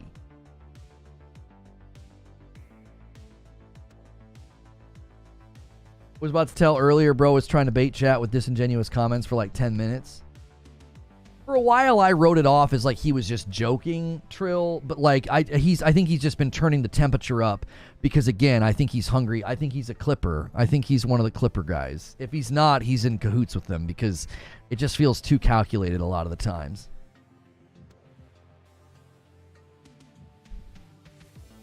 Ciri gets saved multiple times in the books and the games. Yeah, if she gets saved multiple times and she's not overpowered in the trailer, she goes in and struggles in the fight. She goes into the fight in the cave and she struggles. She actually does. It's like, what? Can't believe that with all the actual nonsense that's out there, we're arguing about Ciri. She seems completely fine to me. If you're going to play an overpowered character, what's the use in playing the game? You don't have to learn how to play, just button mash and teleport. Well, now you're being reductionist and dishonest, which is just tiring, and you continue to type in all caps, which is a little obnoxious. Listen to me. Listen to me. You are completely missummarizing. You can't play her sections of the game and just button mash. You're completely misrepresenting. If you're going to make an argument, at least be honest. Have the integrity in the character to just be honest in the discussion. And stop typing in all caps. It is a bit of a nuisance. Nobody else is doing that. Come on, have some self-awareness. Like, entire paragraphs in all caps is obnoxious. That's not true. You can't just button mash, and she's not going to be overpowered in this game. She isn't. Listen, if you boot up The Witcher 4 and they're like, she's an awesome, super strong girl boss, just press X the whole time. And you can just press X, right? And you just get through every single fight, right? I'll issue you a formal apology in a letter, and I'll have it notarized by somebody at the bank. I'll be like, you were right, bro. They made her overpowered girl boss Mary Sue. They ruined Witcher. I'll do that for you. If I boot it up, if I boot up The Witcher 4 and I can just single button press my way through the entire game, I will write an apology letter to Illuminated Perspectives. It's true you don't have to learn how to play as Ciri in The Witcher. Do you ever consider the fact that when they have you play as a secondary character for small amounts of time, they're not going to make you walk through the power fantasy of them getting stronger and filling out a skill tree the same way they do with Atreus in God of War Ragnarok? They give you somebody who's already kind of fleshed out and already kind of strong because you're not going to play with them for a very long time. Do you understand, like, basic game design? Of course they don't make you learn how to play as Ciri. She's not the main character. They don't really make you learn how to play as Atreus in Ragnarok. He's just kind of super strong right away. Why? Well, because they want it to be fun. They don't want you to feel like you're starting over. They do the same thing in The Last of Us Part 2 when you play as Abby. She comes fully decked out with a whole arsenal right away. Why? Because you're playing as a new character, and they don't want you to feel like you're starting over halfway through the game, even though I kind of felt like I was starting over halfway through the game, and I didn't like playing as Abby for at least 2 hours. That's the way that these games work, man. And please stop typing in all caps. I enjoy different perspectives. I enjoy argumentation. You haven't called me a name or been disrespectful, so I want you to stick around and I want you to express your disagreement. But just stop doing the all caps thing. Do it for me. Do it for chat. You're not the only person here. Thank goodness everybody else isn't going all caps. It would be absurd. Abby's melee combat sucks too. Yeah, I didn't like playing as her for quite a while. Balatro has jumped to... Balatro is absolutely wild in the top 5 of Steam Deck's most played games. Because of the timing, at a time we were awash with strong female leads, I wouldn't be okay be like jumping on the bandwagon. But it's clearly not jumping on the bandwagon, B. Vargas. They set this up 10 years ago. When The Witcher 3 ends, they're clearly setting her up to take over. So it's not a trend chase. It isn't. A $10 super chat from Otavio Cruz. Imagine being a Witcher fan and not noticing that she's being prepared since she was a kid to take center role. That's what I'm saying. And then we're halfway on the super chat goal, and a 20 bomb from MASH comes in and gets us all the way to 285. Somebody else has got to step up and help this man. Let's get some 5 bombs. Don't let MASH get this to 300. Take it from him. You've got to stop letting this guy completely own the member count. And there's another super chat from Demetrius. By the way, did you see people mad about Harriet Tubman and Civ 7? A $5 super chat. Demetrius, I think there are easier ways for people to admit that they're racist. You know what I'm saying? Like, just say it. You know what I mean? Some people put pronouns in their Twitter profile. Just put racist in your Twitter profile and save us all the trouble. Getting mad about Harriet Tubman in Civ 7. Jiminy Christmas. It's like I'm playing cards with my brother's kids. That's what it feels like. And a 5 bomb comes in from Stone Spire. I don't even understand anymore. People are crashing out here, dude. Oh, Harriet Tubman and Civ 7. Have you ever played a Civ game? What the frick is wrong with people? What is wrong with people? Never go full. Never go full. Jiminy Christmas. Have they ever played a Civ game?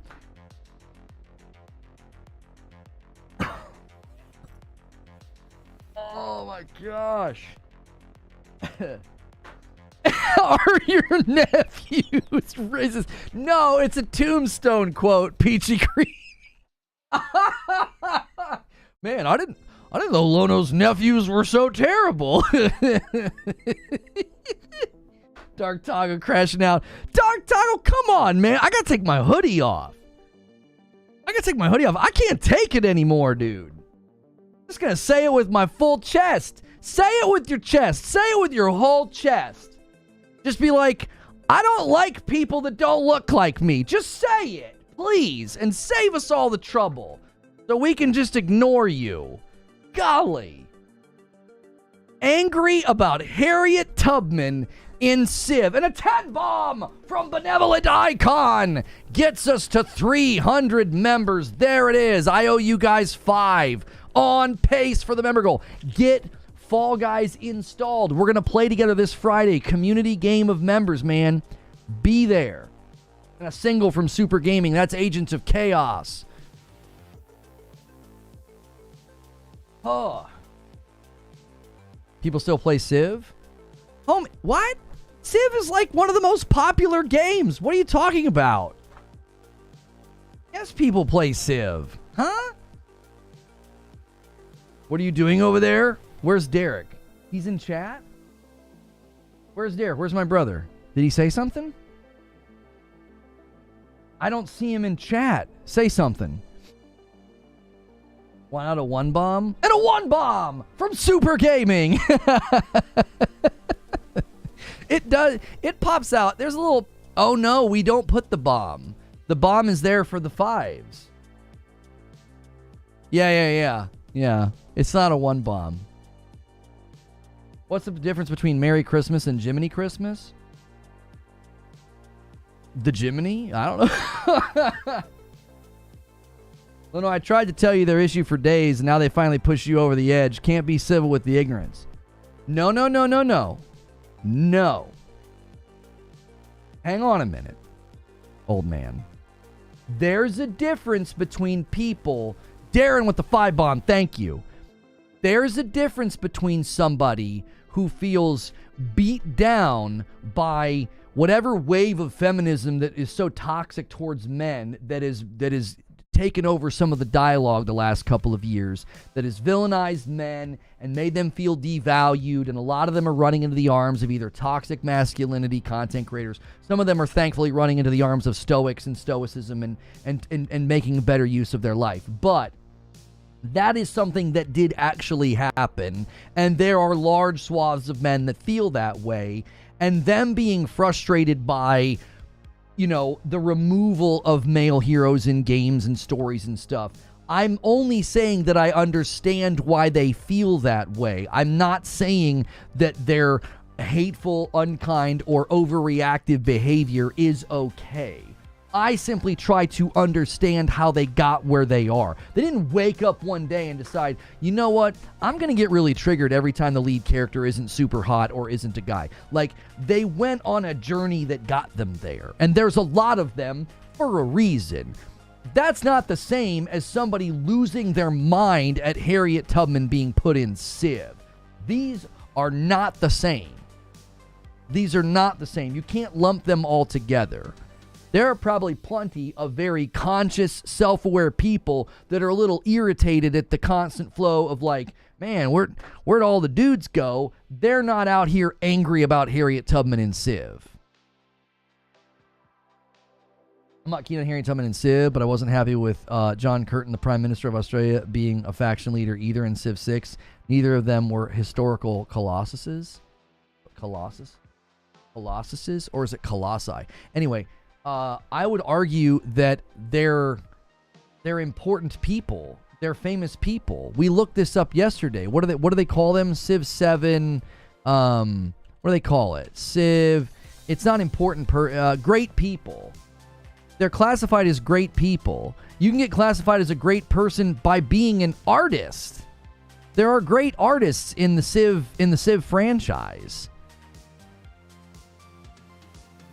To act like she's not a great person in the history, you study her in school. She's a historical person for a reason. You're not like, this is the irony. This is the irony here. People are admitting that she's very historical because they know who she is.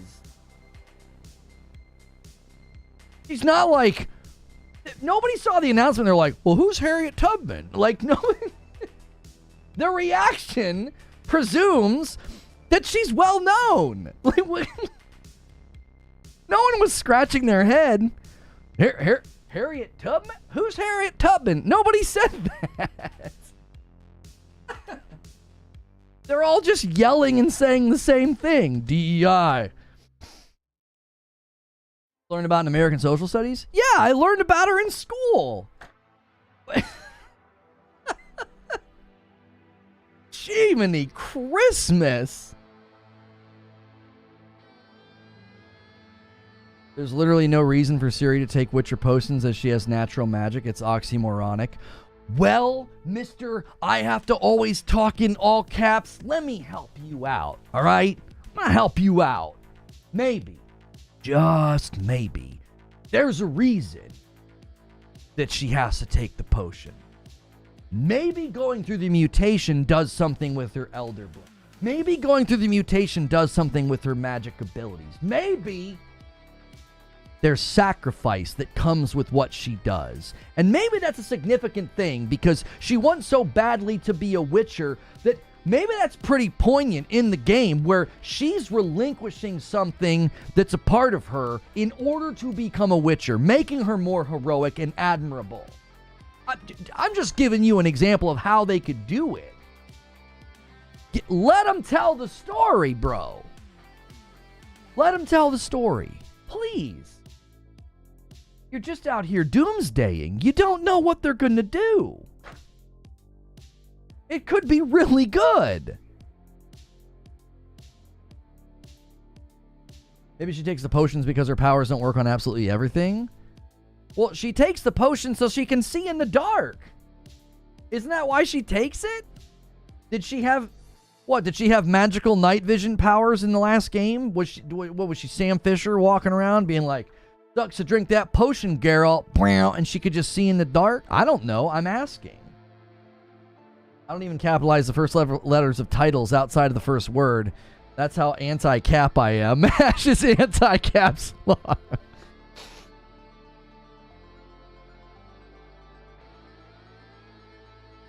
CD Projekt Red has a whole video about their approach to ESG on their channel. Though Ciri as lead is fine, so let's see. What they have a whole about their approach to what?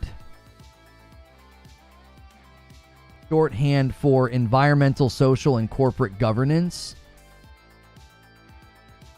So they have a whole video about how they handle that on their channel. Let me ask you something. Do you think all these developers out here don't have this sort of stuff in place?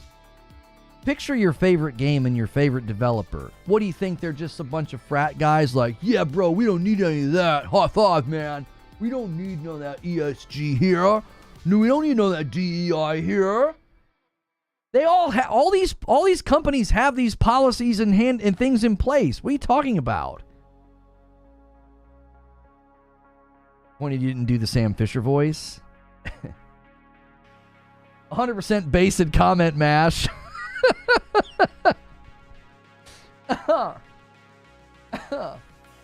Your favorite company. I guarantee it. Your favorite company, favorite game, favorite writers. I bet you they think things you don't agree with. I bet you they have policies you don't agree with. Guaranteed. They're not just a bunch of dude bro chads that think all that stuff's for the birds. Not all of them. Find me a company that doesn't have stuff like that in place, Doom. They don't care about ESG. They don't care about DEI. They don't care about any of the current issues of the world we live in. They're just out here being awesome bros. Like, find me these companies. There's no way. You're not saying that? Well, then what are you saying? There's no reason to be concerned that a company has a video about how they handle ESG. That's not a concern. All these companies have policies, procedures, and ways that they handle this stuff. That's not abnormal. It's not like a red flag. It's not like a, oh no. I mean it. I think people always see this and think, oh, here we go. And it's like, all these companies have these policies in place. They have things in place about all of this. Nobody's out here thumbing their nose at their own government or their own or the regulations about this stuff. They're all making sure that they're in line with certain things now. They're all doing it. Game Science, Nexon, don't give a crap about ESG. Okay, so you're going to have to run to that, though. You're going to have to run to completely different. I tell you what. Why don't you go live where they're based then? Do it. If it's so based and so awesome and dope, why don't you become Game Science's neighbor? Go live there then. See how it is. See how great it is. If it's so great and based and awesome. Dude, go see how it is. I bet you won't.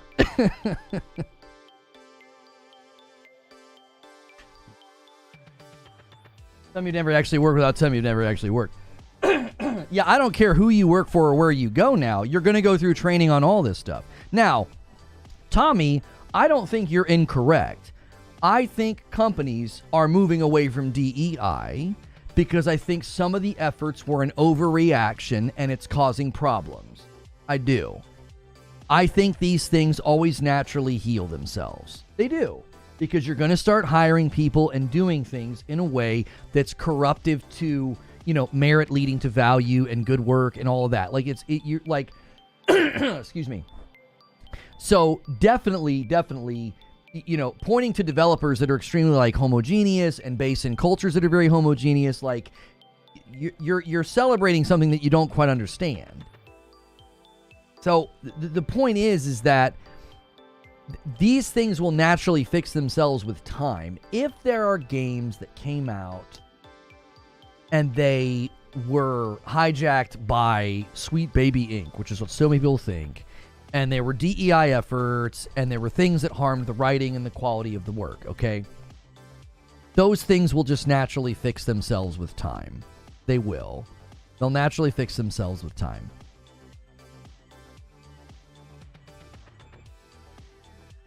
I think that's why I said this. Excuse me.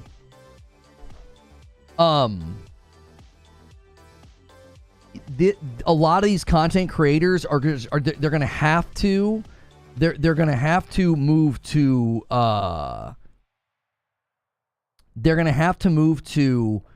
no, not now. they're going to have to move to, like, cultural political commentary. I think they're going to run out of gas in the gaming commentary. I just think they are. Because I think gaming just naturally going to course correct. The ship's just naturally going to curve back away from some of this stuff. And I think a lot of that content's just going to run out of gas. They're going to have to start talking about political things and cultural things because that's the only way they're going to get viewership.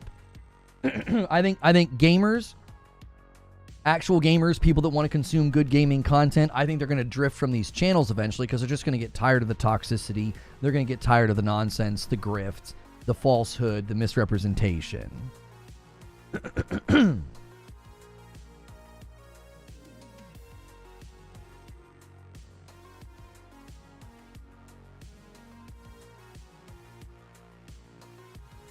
I hope you're correct with the course correction. I just think we're already going to see it. I think we're already seeing it. I think there are companies that are like, yeah, this is not helpful.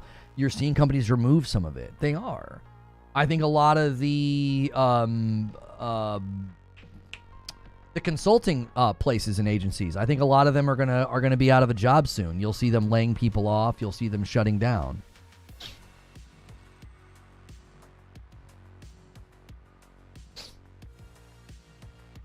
Moving away because it was hijacked by preference when it was originally meant to be for those who can't control how they were born, not this. Right. I think it'll just naturally course correct. I think it already is.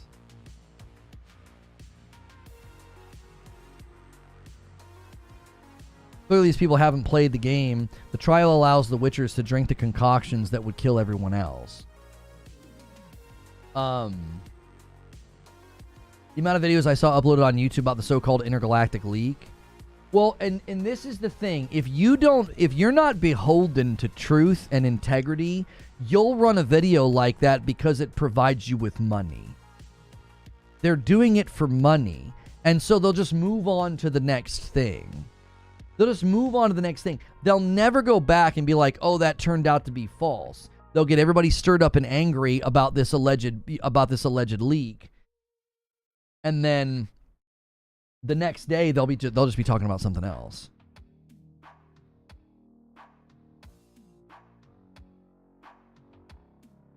Yeah, and here's the thing, Kevin George. A lot of companies are no longer calling it DEI because it's now been heavily stigmatized. And because it's been heavily stigmatized, companies are going to stop calling it that. Which means they already know we can't go this far with this. We've got to dial some of this back.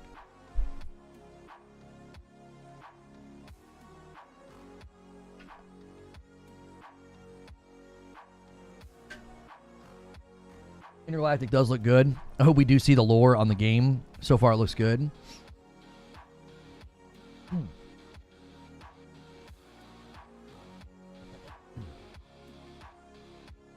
The hierarchy of power in the Witcher universe is about to change. Yeah, Dwayne "The Rock" Johnson is the next Witcher. Guys, if you haven't done so yet, do me a favor. Smash that like button.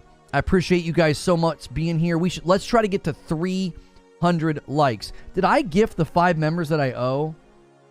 Did I do it? I don't think I did. No, I'm going to do it now. Every 50, I owe you guys 5 members.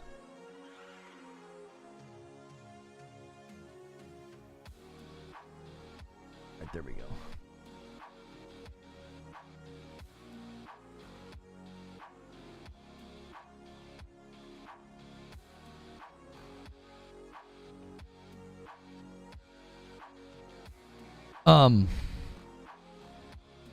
Somehow, Geralt has retired.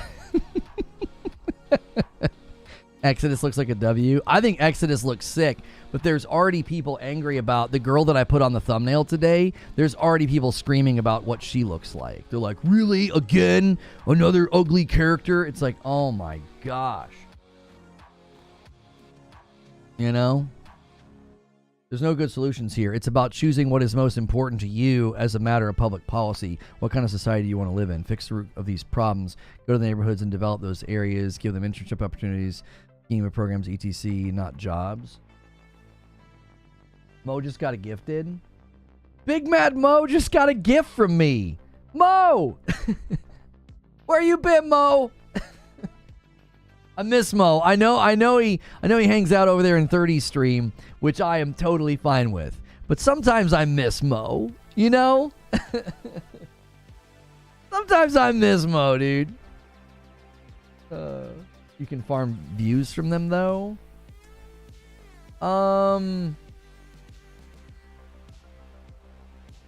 Here's my thought on this.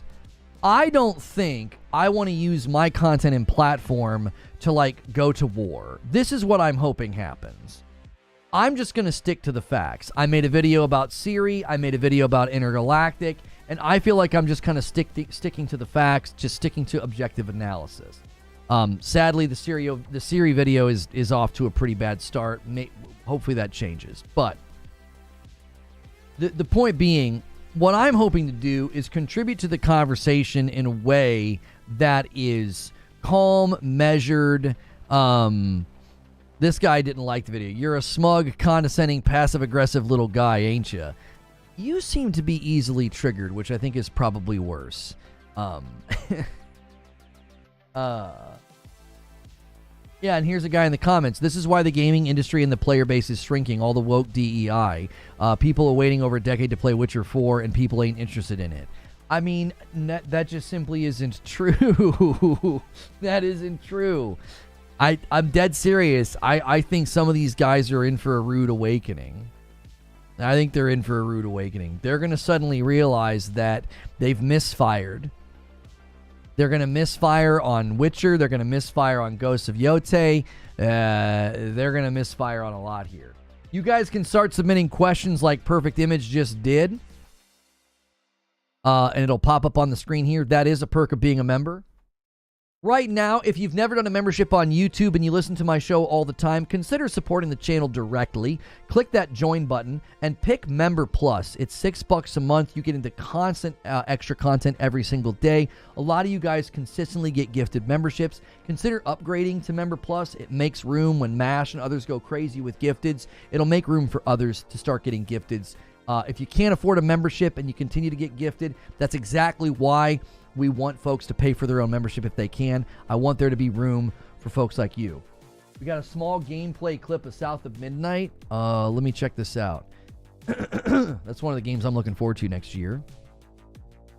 10 seconds. Here,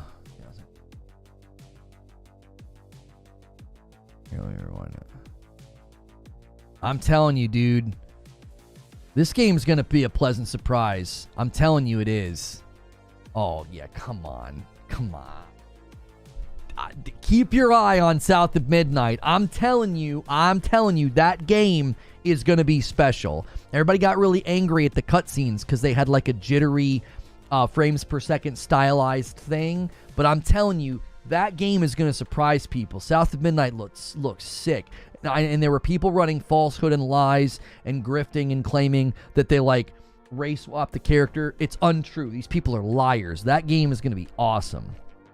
I'm very, very pumped for it. It looks very, very good.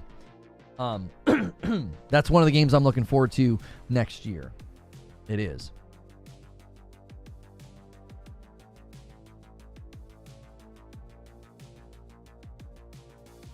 Yeah, it almost looked like stop motion. Yeah. It was very, very stylized. It was. Perfect Image with a question. This may be stupid. Why no YouTuber is showing Amazon Fire Stick playing Xbox games? Because nobody cares. Like, the gaming audience doesn't care.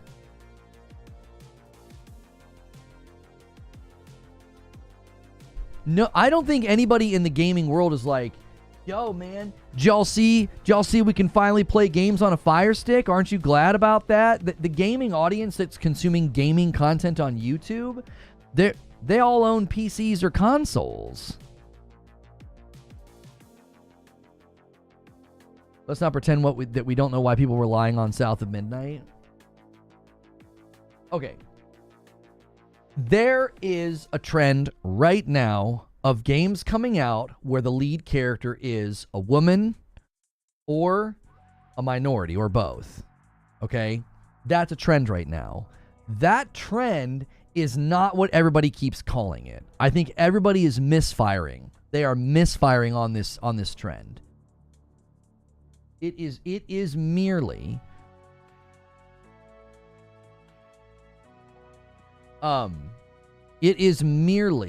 the result of dev studios 5 and 6 years ago saying, we would like to do something different. What's lying on South of Midnight? There were people claiming that they race swapped the character. It's not frickin' true. It's a lie. That is not what happened with South of Midnight. That character in that game has always been centered around that character and that part of the world and that vibe. It has been that way since the beginning. Somebody was circulating some image of a character that was likely like a default placeholder, and they basically lied and said that, oh, the character was originally going to be white. It's not true. It's literally not true. This continues to happen. You can make really, really good money on YouTube right now lying. All you've got to do is say, I've got a source or I've got a screenshot, and make a video and make it angry, and you'll get a bunch of clicks. There is literally an entire meta of this on YouTube right now. That's all it is. It is a meta of like, just lie and you can make a ton of money doing it. The whole game is about Southern black folklore. How is it not about her? That's what I'm saying, Tremolo. Like, to imagine they were going to make a video about that and have the character be like a blonde white girl, like that was never going to happen. It's just made up. Everybody hates Yasuke in Assassin's Creed, but Ciri's the exact same situation? No. That in argumentation land is called a false equivalency. That's not equivalent at all. 10 years ago when The Witcher 3 ended, they set Ciri up to take over. Geralt gives her a silver sword and calls her Witcher. The anger about Yasuke is not even remotely in the same ballpark. It isn't. There were layers of anger about Yasuke. There was mindless anger based on his skin color. There was also geographic or cultural anger about what he was doing in the first trailer. There was obviously some irritation and some raised eyebrows about, playing hip hop when he was on the screen. So there's so many layers to the problems and the frustrations with Yasuke. It's not even remotely the same as Ciri. South of Midnight will crash on their narrative. I hope it does, FCAT. I hope South of Midnight kills the narrative. I hope Ghost of Yote kills the narrative. I hope Intergalactic kills the narrative. I'm telling you, FCAT, within the next 2 to 3 years, a lot of these channels are going to have to drift away from gaming, and they're going to have to start doing political content and social content, because they're not going to, the gaming content's going to dry up because they're going to look stupid. Everyone's going to be like, all these games were amazing and sold a bunch and won a bunch of awards. It's not going to work. They're choosing and placing a lot of really bad bets right now. I've been covering the games industry for a decade. These people won't make it. They won't. They're making terrible predictions and they're placing terrible bets. They're making hay while the sun is shining. They are striking iron. They're striking the iron while they're striking. Strike while the iron's hot. Yeah, they're striking while the iron's hot. Go for it. Make that money. And in a couple of years, it's not going to work. It'll absolutely dry up. Their channels will burn out because nobody's going to keep coming back to people that just keeps rehearsing the same tired thing over and over again, especially when they start getting it wrong. They got really, really lucky this year. Because let's just say if Concord would have come out and the characters looked fine and normal and there were no pronouns or anything, and Concord crashed and burned, that would have taken away from their narrative. But like, Concord really helped them. I don't think people realize how much Concord helped. It really did. It gives them like this clear, see, go woke, go broke. And they'll do the same thing with Kill the Justice League. They're basically getting false positives from games that crashed and burned, and it had nothing to do with any of the stuff they're claiming. So like, now they're really confident. Their hubris and their overconfidence is going to come back to bite them 100%. Am I getting the Helldivers 2 PS5 controller? Not right now, dude. We're tightening up a little bit because just reasons, and I have plenty of controllers. I have plenty of controllers. I really want it. It's really cool looking, but yeah.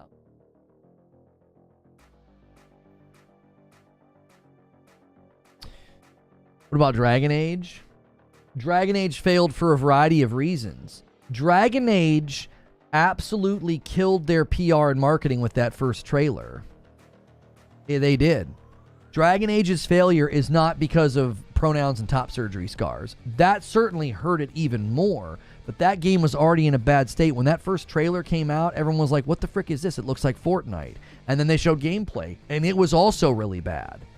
Nobody knew anything about woke this or agenda that. Those first two trailers murdered Dragon Age. Murdered it.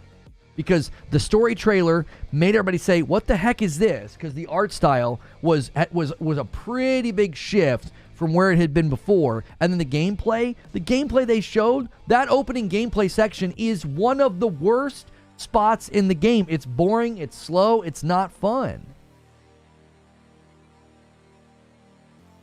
And I think everything else came in and just shoved it over the cliff. It was already in a bad spot, and then we learned about pronouns, top surgery scars, and then the clip of Tash, the non-binary person. It was over at that point. It was like nobody's going to buy or support this game now. They've got 18 reasons not to. But they'll all tell you, go woke, go broke. And it's like, their initial debut 2 trailers absolutely hurt that game. They were bad showcases. They were bad trailers.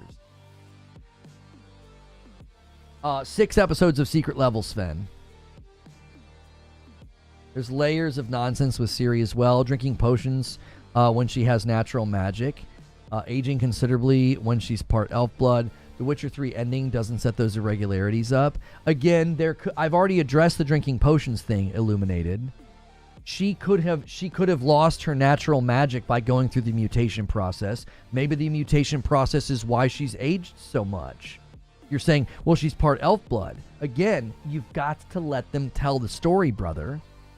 In a matter of seconds, I just gave you completely legitimate reasons as to why she would no longer be using natural magic and having to rely on potions, and she might have aged from the mutation process. People have died from it all the way up until her doing it. You don't think there'd be adverse effects from her going through something that traditionally kills people? Come on. Come on, think about it. Think about it. Something that's consistently killed people in the lore somehow didn't kill her. There likely are going to be side effects of her going through the process. Like, maybe she looks a little bit older. Maybe she lost her magic. Maybe she lost her elder blood. Who knows? Yeah, she can have both. Sure, Paul. I'm just saying, he's saying, well, why would she drink a potion? She has natural magic. I'm like, I don't know. Yeah, she's using natural magic through the trailer? Well, if she's still using natural magic in the trailer, so we have evidence that she didn't lose her natural magic, maybe she has to drink the potion because her natural magic doesn't help her see in the dark. Like, shoulda, coulda, woulda? No, shoulda, coulda, woulda is a phrase used with reference to hindsight. I'm not doing hindsight. I'm leaving room for there to be perfectly legitimate story reasons or lore reasons why she looks older or why she's drinking a potion. I'm not doing woulda, shoulda, coulda. I don't think you understand that phrase. Woulda, shoulda, coulda is after something happens that's bad, you're like, well, they could have done this or they could have changed this. I'm not doing that. I'm saying let a company that's done a really good job with storytelling, world building, RPG, narrative-driven work, let them do it and see how it turns out. Look at the praise for The Witcher 3 and look at the praise for their DLC for The Witcher 3 and just calm down. Just calm down. Like I really, really do think it's going to be okay. They have earned my trust. They have. CD Projekt Red has earned my trust. The way they turned things around with Cyberpunk, what they did with Phantom Liberty, and what they did with The Witcher 3 and The Witcher 3 DLC, I am not at all worried about any of this. I'm not. I think it'll be fine. The trailer to me signals great care. They're making sure that she's not seen as like this, you know, again, she's not a girl boss. I think that's one of the best things about the trailer is they're not doing that thing where you're like, oh, rolling your eyes, here we go again. It's like, no, she's having a hard time in the trailer. You're saying this could have happened or that could have happened is the reason why. So my use of woulda, shoulda, coulda is correct. No. Shoulda, coulda, woulda is not used in that way as an idiom. Woulda, shoulda, coulda. You're not using the idiom right. It's shorthand for, hang on. It derisively, it mimics the frequent perfect conditional forms of I would have done this and that, which are used when talking about what might have happened in the past. You're using the idiom incorrectly. It's about something in the past. I'm simply saying there are a lot of possibilities here. They could have completely legitimate reasons why she either looks older or why she's drinking the potion. I trust them to tell a good story. You know it's bad when effing Lono says you're using an idiom wrong. Yeah, because I use idioms wrong all the time.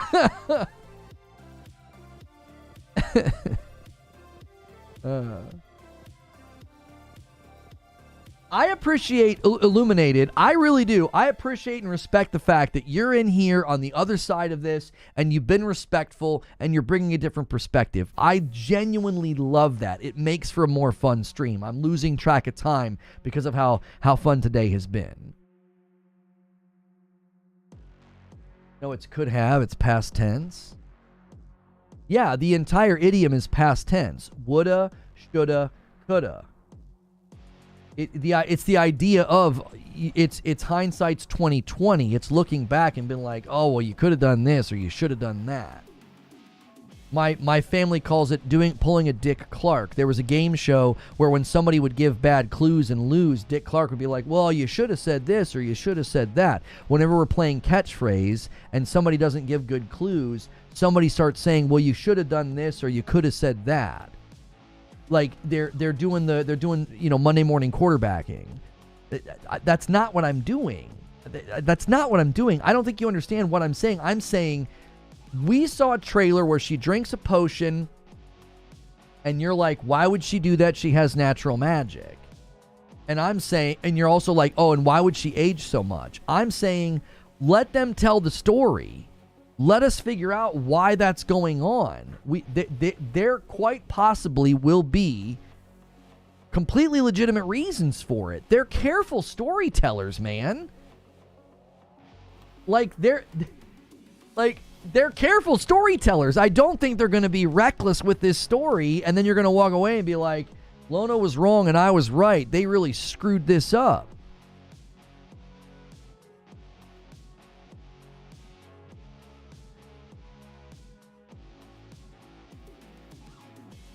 I want to hear more about Paul's wacky ideas about the passage of time and people get older. Her natural powers have limits, nor can she fully control them. Yeah, we also don't know how much time has passed. I think they said in the one interview that maybe it was quite a lot or a lot. I'm not sure how they phrased it. That a good chunk of time has passed. The potion is giving her a new ability. Are enhancing what she already has. Yo, it's good. Games we love. How are you? It's been at least a few years. Well, it's also a different engine. I think people consistently forget that.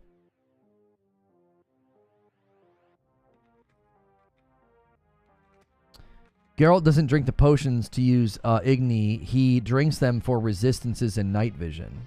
Well, and it seems like she drinks it for the night vision. She goes into a cave. She can't really see. She uses it, and then all of a sudden she can see better. Yeah, her eyes look almost cat-like when she does it, which they could be signaling maybe they're borrowing from the tabletop fan-made stuff, and maybe they're going to have her go and learn from the cat school or whatever it was that people were talking about earlier. I don't know if the devs confirmed how many years. Yeah, I think you're right, Stone Spire. Paris says a few, and then the guy's like, yeah. And he uses a phrase there. I can't quite remember how he phrases it.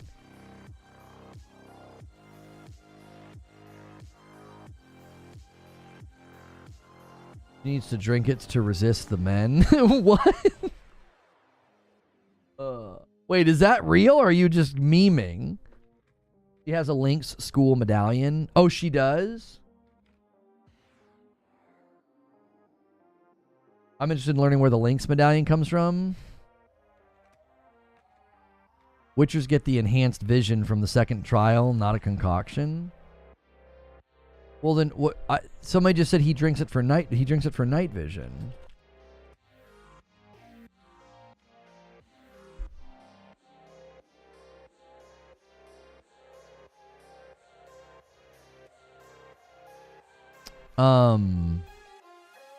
It looks here like they enhance. So maybe they enhance his vision. Maybe the potion helps. It enhances his reflection and reaction from fights. To enhance physical abilities, particularly in combat. They give him superhuman strength, speed, senses, and other advantages. So senses is listed there. The potions enhance Witcher abilities. So if the trial gives him the night vision, the enhanced vision, the potion's enhancing it further from what this says.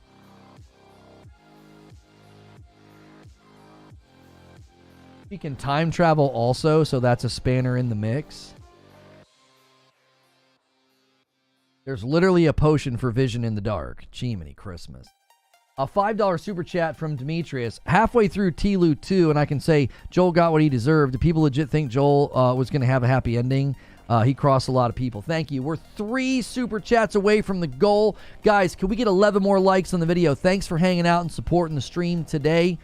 Usually around now, we start winding down to go to the writer's room. But lately, I've been saying, if you guys hit a milestone, I'll give you another 20 or 30 minutes. So if we hit 350, I will gift 5 more. You guys can keep the stream going. Also, right now is when a lot of people start submitting questions with the question command. You can change the subject. You can ask me about something else going on in the gaming world. Treat it a little bit like an AMA. That is something that members can capitalize on with their membership. You got to use the question command in chat, and then I will be able to put your question up on the screen. Cat potions are a type of potion in The Witcher 3 Wild Hunt. Consuming a cat potion allows sight in total darkness for the potion's duration. This potion can be upgraded to enhanced cat with a longer duration. There you go.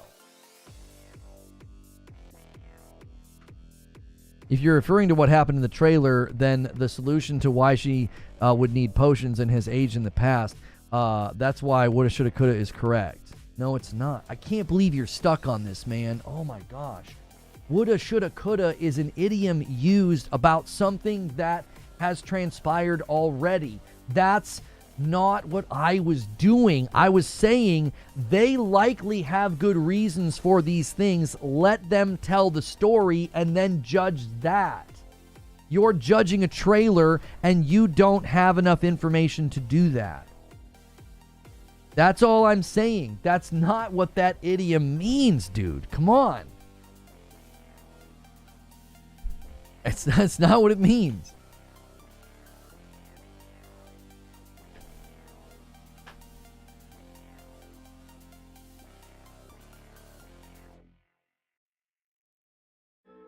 The monster she's fighting is a Bauk or a Balk, I don't know how to pronounce it, who uses your fear against you. Maybe the potion helps counter that.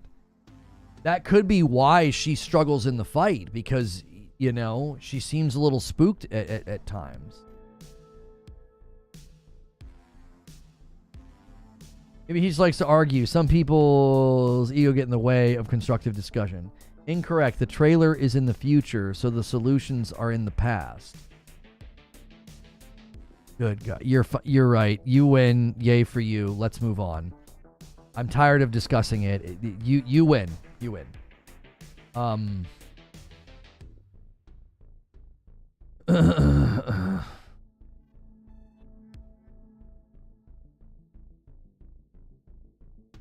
What is this? Good for them. Imagine the money when it drops in the PS5 Pro. Oh, how did Stalker 2 do? Is this a report on their sales? Developers sold enough copies of Stalker 2 to make the project profitable. The company's investor said in an interview with Forbes, when asked how many copies should be sold to make it commercially successful, said, "We already have sold enough to make the project profitable." He did not disclose the amount of investment in the game. Of course, it's tens of millions of dollars, he said. Okay.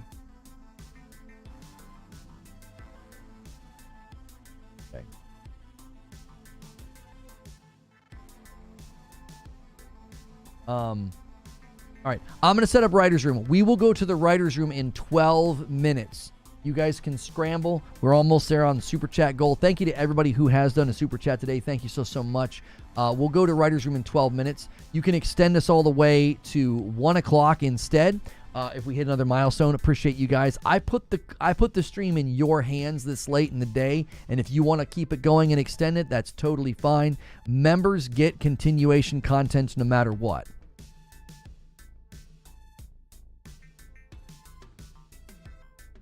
Love that for the Stalker team after the past few years they've had. Yeah, I agree, Tremolo.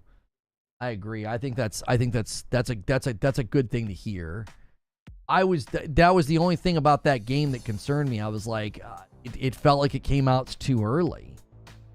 It's like, man, it had so many issues and it's still, I don't know if it's running any better on the Series X. I know they pushed out some patches, but I was like, that can really hurt a game. It really, really can. Stone Spire submits a question. This is something you members can do here. We usually do this near the end of the stream. With all the new games coming out in 2025, what will be the first one you play for us in the mainstream or green room? Probably the first one that comes out. There's some stuff in, I can't remember now. There's definitely, February's kind of stuffed. So something backed up in February, and I forget what it was. They backed their date up by a couple of weeks. What game did that? I don't think there's anything major in January, is there? Let's look.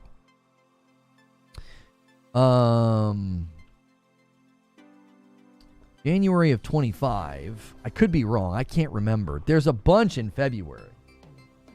Something bumped itself back to the first week, I think, of Feb. That'll likely be the first thing I play for you guys.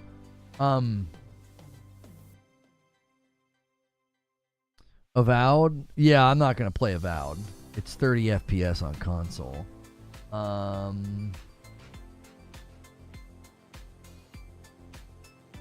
Jotun Slayer Hordes of Hell comes out in January. I showed that to you guys. I could potentially show that to you in a green room or something. That's probably not big enough to do like a public stream.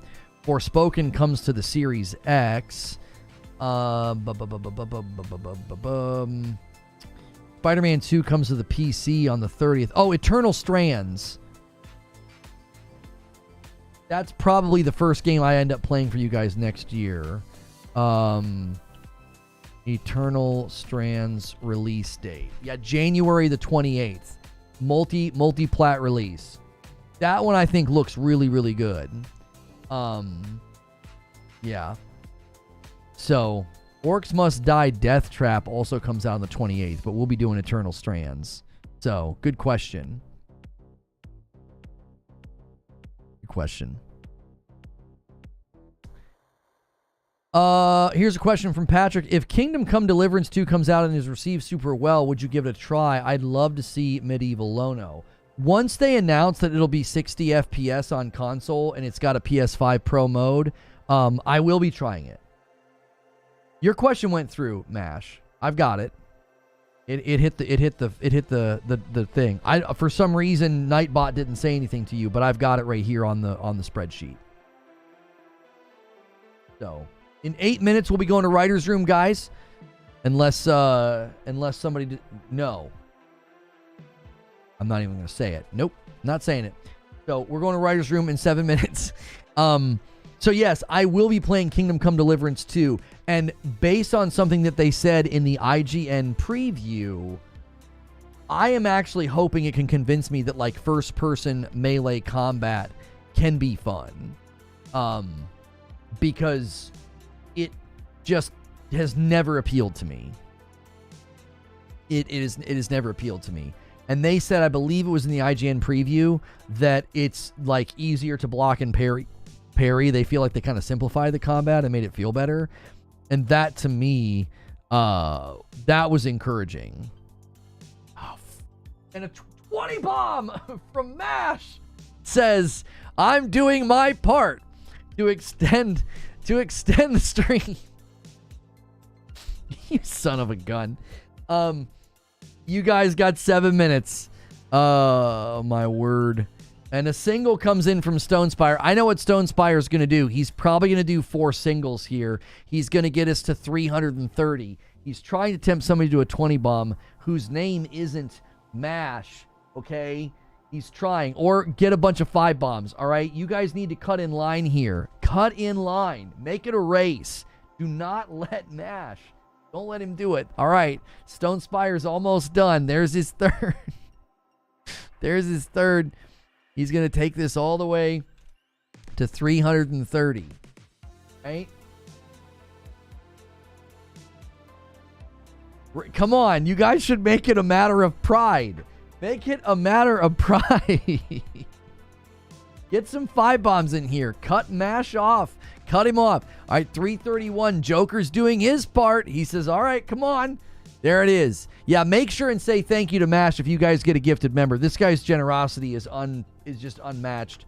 Just unbelievable. Unbelievable. And if you are like, man, I could pay for my own membership and I got it gifted, you can always go upgrade it for $1 to Member Plus. That supports me directly, and it does make room for others. So let's go with MASH's question. Shoulda, coulda, woulda someone play The Witcher 2 and 3 before the new game, or are they too dated? I'm not sure about Witcher 2. Witcher 3... Witcher 3 had a next-gen update that went out 2 years ago. So I would be open to trying it and jumping back in again. I know it's a pretty beefy game, so it's unlikely that, you know... It's Kingdom Come Deliverance 2. That's the game that pushed its release date back. It's on February the 4th. That's a serendipitous discovery that I just made in light of the question from Patrick Q. Yeah. You heard they're remaking 1 and 2? Yeah, I don't know about that, but I do know that that Witcher 3 got that update and people seem to really enjoy it. And Alapark says, I'll help out. And he does a 10 bomb and gets us to 341. Doc Dark got a membership. I don't know if you're here today, Doc. If you are, man, it's always good to see you. Man, thank you so much, Alapark. Alapark's like, come on, boys. Let's link arms. You guys got to treat this like a video game. Your goal, your mission, if you choose to accept it, is to not let MASH get the milestone. Somebody else do it. We get 2 5 bombs, a bunch of singles, a 10 bomb, something. Don't let MASH have the glory. You keep saying push back, they push forward. Sorry, in my mind, they went backwards in the calendar. They moved it forward. In my mind, forward is... You're right. We're both right. I don't even know anymore. They moved their release date to be earlier. They moved it to be earlier. So yeah, they're earlier in February now. February is going to be absolutely insane. I mean, insane. There is that Alien Rogue game Incursion coming to VR on the 13th. There's Kingdom Come Deliverance on the 4th. There's Assassin's Creed Shadows on the 14th. There is Avowed on the 18th. There's Like a Dragon Pirate Yakuza in Hawaii on the 21st. There is Monster Hunter Wilds on the 28th. That's all just February. Midnight Murder Club is coming to PlayStation 5 on February as well, and PC. That's just February. And then we end up in March. And March has Fragpunk. It has the Bionic Bay game I told you guys about. What else? Adam Fall and Tales of the Shire and the first Berserker Kazan and Judas was originally slated for March. We haven't heard anything, so I wouldn't hang your hat on that. I wouldn't hang your hat on that. Oh, is Civ 7 in February as well? Good night. Mile High says, have you considered, here's a question, have you considered a life insurance policy on MASH? Listen, I'm pretty transparent with you guys. You guys have 2 minutes. You have 2 minutes to get this to 350, all right? You can also help. I add to this total from Super Chats as well. That's the only time I add to the total would help you guys. We need 3 more Super Chats to make that happen. I end up taking some of the Super Chats and giving them back to the community. So thank you, everybody who's been doing Super Chats. Yeah, Split Fiction's in March as well. Yep. It's Yakuza. Oh, my gosh. Yeah, Split Fiction's in March. Just unbelievable. Unbelievable. We're gonna have games coming out of our ears, dude. We are gonna have games coming out of our ears. Now, about the, have I got a life insurance policy on MASH? Listen, man, listen. I keep saying it. We've got to start to take that ownership here of the community. If you guys like what happens here and you enjoy this, I do this full time because of generosity and memberships, and we heavily lean on like 1 to 3 people, and I would love to see that change. All right, so that's why I keep saying, man, grab that Member Plus. Help us hit that new milestone of 600 people. I want 600 people at Member Plus and above. That would be a huge, huge help to what I do here. And a 5-bomb from Darren. Thank you so much, Darren. Bumps it to 346. There it is. We need 4 more to secure a 5-bomb from me, and then we'll go until 1. We'll go until 1. You guys, I give you another 30 minutes. I put the show in your hands. You guys are the best. Currently, let me see, because I know some people upgraded yesterday, and I wanted to make sure and say that I appreciate that that very, very much. Somebody named Mike I Blaze Guns became a member. Joined just today. Oh, was it a gifted? I didn't see him in chat do that. It might have been a gifted. So if I go Member Plus and above, 335. So we're super close to where we were. We were at like 350 and we just kind of stalled out. So if you can. Hitman left a comment on the video. We got 3 games with Geralt, so I'm fine with that. Agreed. Great video. The discourse is hilarious to me, especially with people complaining that she isn't pretty enough. Well said. I have no problem with Ciri being the next protagonist. Ciri already became a Witcher in Witcher 3. How can these people argue this? Exactly. And a $5 super chat tip from Liquid Smoke puts us 2 away on the super chat. Going a 5-bomb from T-Man Grove. He does it right at the buzzer. Well, we were about a minute past. I owe you guys another 5 members. Thank you so much. 2025 is going to be a bigger year for gaming than 2024 was. Next year's loaded. Yeah, but the industry is going down and dying and yeah, all of that. This guy said, spoilers for the Wheel of Time. I'm sorry.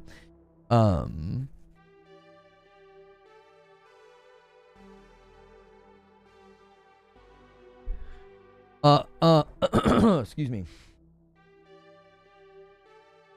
You guys are having an awful lot of fun celebrating that ban in the Discord.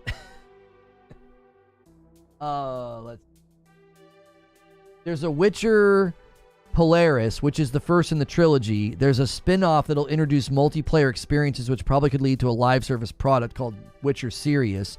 Witcher 1 Remake, Canis Majoris, will come out after Polaris. And then not sure the order. There's a Witcher ? Maybe the second game in the trilogy. So know that there is an internal project codenamed that people seem to think is the Witcher 1 remake. It is currently slated for after the Witcher 4. So we'll see. We'll see on the timing. All right, I tell you what we're going to do. We're going to go for that other 30 minutes, but I'm going to need a brief break. I've been in the chair. I've been down here with you guys for like 2.5 hours. We've been hanging out. We've been having a good time. while I'm upstairs, really briefly, I will hit some ads. That does help support the channel. I typically don't run ads, but we also just started doing this thing where you guys can extend the stream, and then I only do it when I'm out of the chair. So it helps support the channel. You can submit questions while I'm gone, so I can come back, and we'll have those questions ready to go. You can submit any question you want about, I mean, honestly, it can be about anything. It can be about games, books, movies, and all that. We can get off topic here at the end. It's now your show, right? We don't have to rigidly stay on topic, okay? So I will be right back. Thanks for all you guys do, and I'll be back in just 1 minute.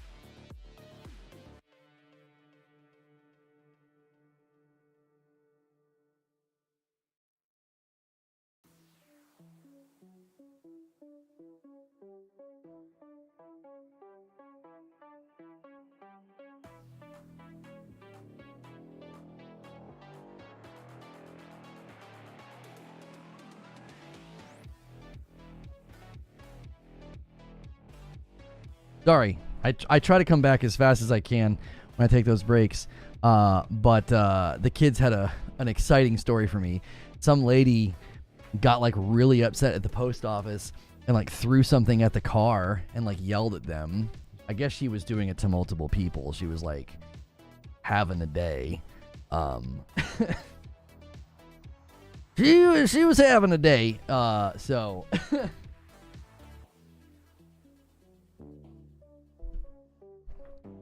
yeah, so I was getting all the details from him about it. Like, my son's been recording everything. He's got like this little, it's kind of like a little GoPro camera that we got him a couple years ago when we went on a vacation. And he said that he's like, I got it, I recorded it. If you slow it down, you could see her. He's being real funny with it too. He's like, he wants to make content so badly, and like his favorite thing to do now is he'll like go up to his sister, and she was like wearing a purple outfit, and he's like, hey, this is a brand new episode of Purple Lady, and she gets mad and like hits him, and the camera goes off, and he's like, that's the first episode.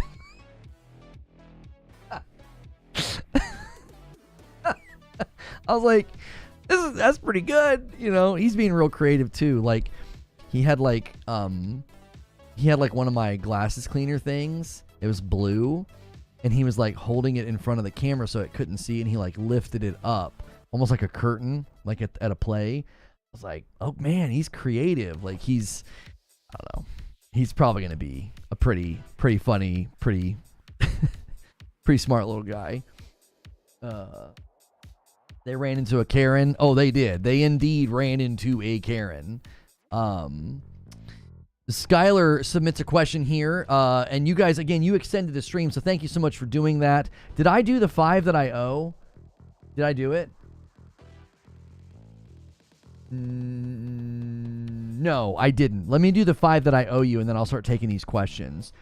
Every milestone, you guys get like, we'll do another 30 minutes. We'll just keep hanging out, keep the stream going, and then I obviously owe you guys members. And there we go. And thank you guys for hitting the milestone and sort of matching what MASH has been doing. I greatly appreciate that.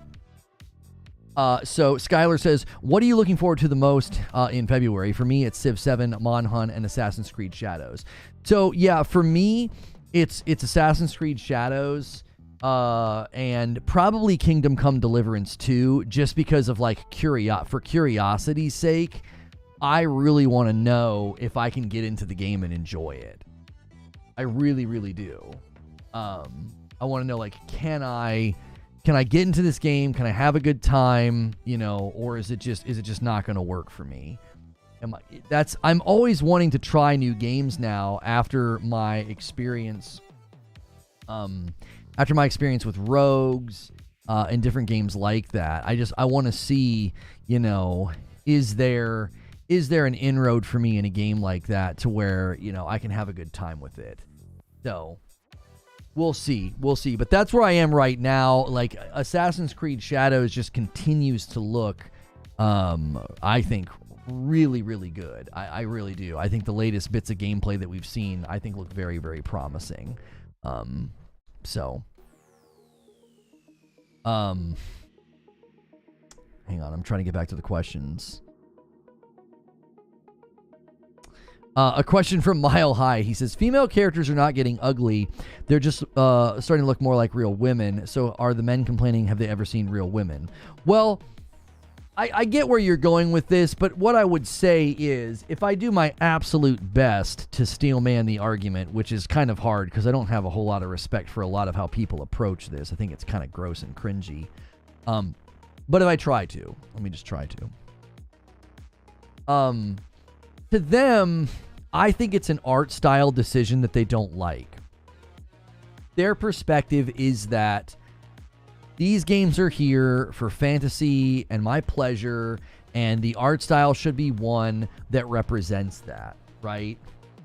To me, I keep pushing back on art direction for video games is going to vary from one game to the next. It is. I think the art direction for Stellar Blade doesn't work in every single game. Here's an example. In Assassin's Creed Shadows, if they started promoting that game and Naue was running around with her thighs out and her boobs out, you know, it would be weird. It'd be like, what? That wouldn't be conducive to the story or what she's supposed to be, you know, as a ninja. Also, when you go into games like Intergalactic or The Last of Us or Horizon, they're more grounded in reality, so everybody just sort of looks more normal. Their looks are not exaggerated, their bodies are not exaggerated, or maybe not even exaggeration, maybe just lots of it showing. So like Aloy's not running around in a bikini. Now you can put Aloy in outfits where you can see a decent amount of skin, but it's not kind of the point of the outfit.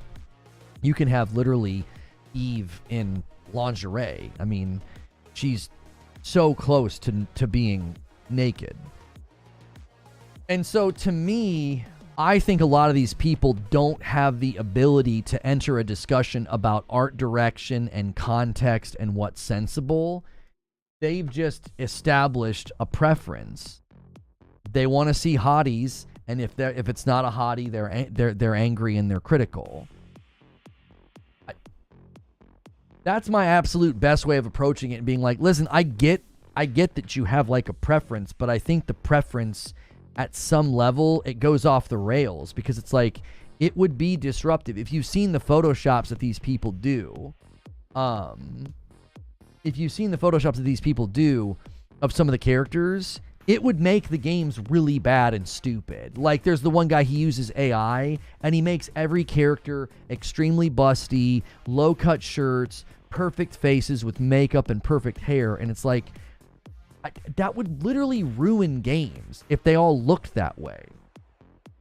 Like, the irony of being like, I want every game to hit this note of art style, it's like, I live in a world where a game like Stellar Blade is great and can be praised, but you also have to make room for a game like Intergalactic. Like, why can't they coexist?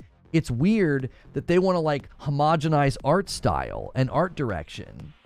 Like, in their opinion, Intergalactic should have opened, if you've seen the one Photoshop, with, like, a very petite, very narrow, chin, very cute. They had her looking like a Japanese woman, and then obviously there's cleavage. And it's like, if every game hit that note, it would, like, what are we doing? It would look stupid. It would look dumb. I wouldn't be able to get immersed into a world that's supposed to be realistic, or at least like an alternate universe, but still grounded in reality, and everybody's running around like that. It would just be weird. It's like some of them want a Victoria's Secret runway essentially in every game. And I'm like, dude, I don't want that. I'm not going to war and saying we can't have games like Stellar Blade. I played it and told people it was my favorite game this year. But dude, I'm not out here acting like every game needs to look like that. It's just such an exaggerated state. It's like, that's just not, I don't think that's what would make for better games. I don't think it's even a problem that, some games aren't like that. There has to be room for both. I don't think we would do this with anything else. Like, I'm not a fan of turn-based games. I'm not a fan of deck builders. But I'm not, like, angry when I see one of those games hit the market. I'm always a little disappointed when I see something with really cool art style and what looks like really cool combat, and then I'm like, oh, it's a this or it's a that, and it's a game type that I don't like. Isn't that the point? Just like in anime or cartoons, it's fantasy. Not really. These people cry about forcing agendas on games, but they're the ones that are trying to force every game to look exactly the same way. Right, that's the grand irony, Garrett. We talked about this a little bit yesterday. It's like, the grand irony is they want games to adhere to their moral compass in their worldview. And they get upset when another game company, if a game company comes out with something that's clearly not in line with their worldview. And I'm just kind of like, I think that's exactly how the market should behave. That's exactly how the market should behave. I want there to be TV shows, movies, books, and video games with worldviews and ideas that I don't agree with. I think that makes for a better market.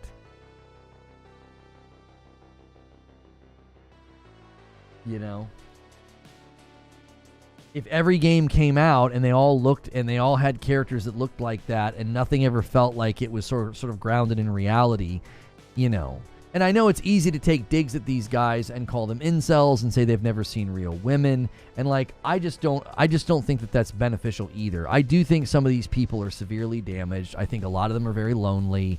And I do think that some of them probably consume content in a way that's bad for their brain and their mental health. And I think you can see it in the derangement in the way they behave. And so I don't think it's helpful to be like, well, you've never seen or touched a real woman. That might hit a little too close to home for some of them, because it might actually be true, and that's not a fun place to be, man. To be, alone and isolated and to not have anybody. I get to shut the stream down and go hug my kids and sit down to dinner with my family. So I'm able to be like, this stuff just This just stuff doesn't matter to me it's such an existential way. Like this is as almost like an existential crisis for some people. Like they just absolutely lose their minds about this stuff. Won't unwoke cancel culture or the opposite? Yeah. It's like they're all against cancel culture, but not really. See, that's why I don't have a whole lot of tolerance for a lot of these people, and I really have a disdain for them, because they're quite literally building a machine it's the same machine that killed my career 4 years ago. It's just a cancel machine. Oh, label, you're a this, you're canceled, you're done. And then, people like me end up losing millions of dollars and all these opportunities, and it affected my mental health. It affected my ability to set up my family's future. And these people are doing the same dadgum thing. They want to cancel everything. Every writer, every community manager that has ever said something they don't agree with, they target them and they attempt to cancel them. Now, they'll claim that's not what they're doing, but it is what they're doing. They're not just saying, well, in the marketplace of ideas, I disagree with what they're saying. No, they target them. They put them in videos. These people end up having to go protected on socials because they get maliciously harassed. And what people want is they want these people gone. They want them to be out of the industry. They don't want them making games, and they want their games to fail. That's what they're rooting for. So that's why I don't like it, because it's like, listen, man, this is the exact same thing that did, absolutely irreparable harm to my life and career and my ability to provide for my family, and you're out here doing the same dadgum thing because your fifis get hurt about a woman not being hot enough or the character not being a man. These are not even super serious issues. They're just not. It's not like you're trying to cancel a company for something unethical, or you're trying to cancel somebody for doing something that's like immoral or wrong. It's like, well, I don't agree with their worldview, so down with them. And it's like, okay. It seems like a severe lack of self-awareness. Spice King says, what is the Red Chair's opinion on Ciri being a Witcher? He seems like an insightful guy. Shut up, Spice King. Mike on the mic says, what is your most anticipated game for 2025? Great streams as always. So most anticipated games for 2025 would be, in no particular order, Assassin's Creed Shadows, Doom the Dark Ages, South of Midnight, Borderlands 4, and I forget the other one I said the other day. I rattled off 5. I'm forgetting one. Oh, Ghost of Yotape. That's a big one. Yeah, my number one game next year is Ghost of Yotape, followed by everything else. But that's my top 5. Yeah. So, you guys can keep submitting questions and keep smashing the like button. We've got 9 minutes until we'll go to the writer's room. You guys you extended the stream by 30 minutes. You can do it again if you want, but in 9 minutes we'll go to the writer's room. Either way, members, you continue to get content in a show. The day doesn't end. So thank you guys so much for all that you've done, and I'm all paid up. And I've paid the members that I owe.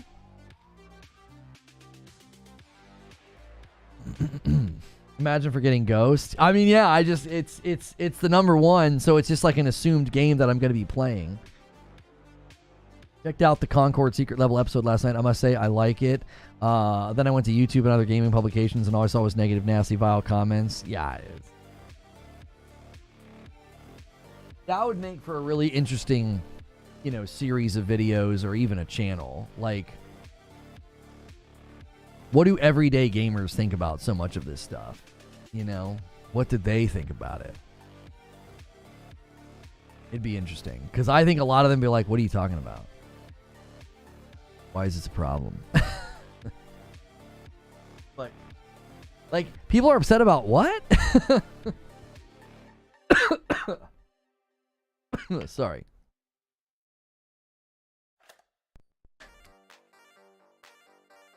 Yeah, Secret Level's getting a second season. Yeah, I put that in the show open today. I did indeed. And Member Plus from Crowquill, that adds to the member count. Thank you so much,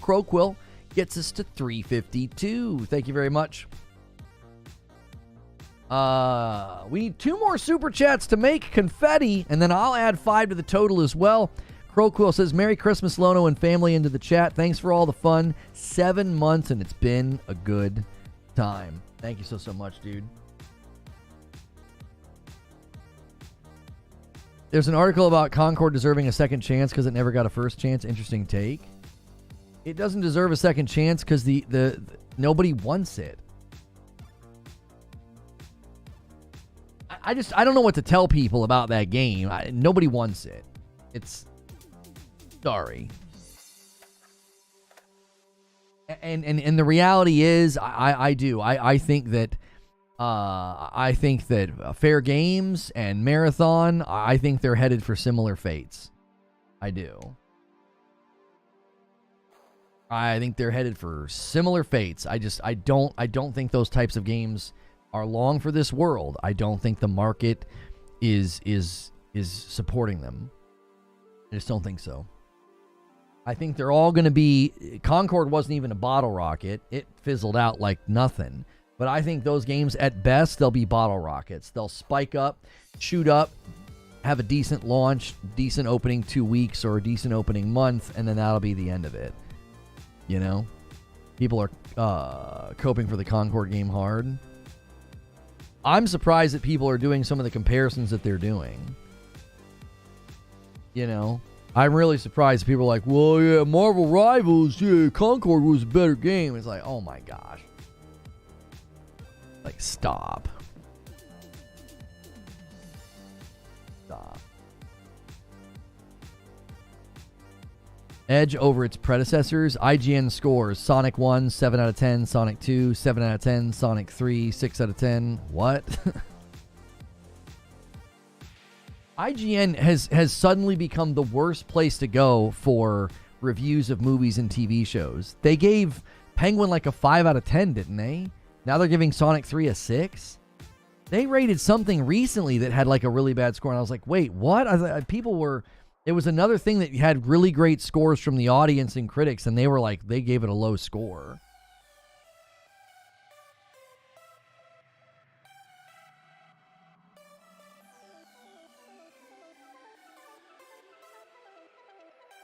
Lord Horg, I wonder if one of the best things about that as soon as I saw the lead character for Intergalactic, like, I knew what was going to happen to the dialogue around the game. I wonder if it's a blessing in disguise. I just feel like it's going to burn out. Do you know what I mean? I honestly think it would have more life, more longevity, and more legs if it was more like intellectually based and sound. You know what I mean?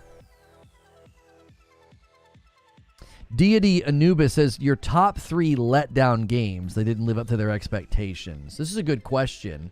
We're going to go to the writer's room in 4 minutes. You guys have 4 minutes. You can extend again.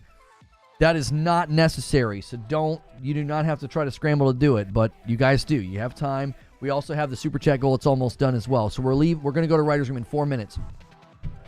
So my top 3 letdown games. The number one game would be Hellblade 2.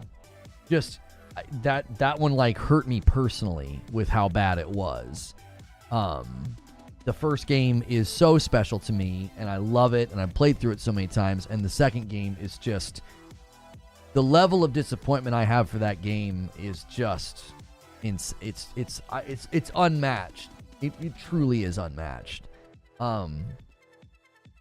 As far as other big letdown games that didn't go up to their expectations... I wasn't like super looking forward to Cyberpunk, so I'm not going to put that one on there. But that one I started with a bunch, and then I was really, really pleased with Phantom Liberty. I would say Star Wars Outlaws is probably on there. I was really looking forward to that game. It was one of my top games. That first trailer blew me away. I said that it stole Summer Game Fest. And then it was just, golly, it was bad. Yeah, Starfield's probably on the list. I was really, really looking forward to it. I was really looking forward to Starfield. I was covering that game for a while. I was defending that game. I had people calling me like a clown and an X-bot back when I was defending Starfield. I really wasn't looking forward to Halo Infinite all that much. I just cited as collateral damage with with Microsoft's policies.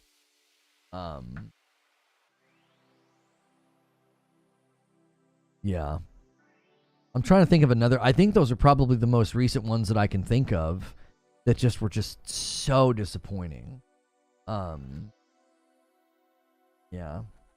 It's the top of the list is always going to be Hellblade 2. It's like I took it personal. I took it personal. It's like, man, how did you guys do this? How did you fall so far?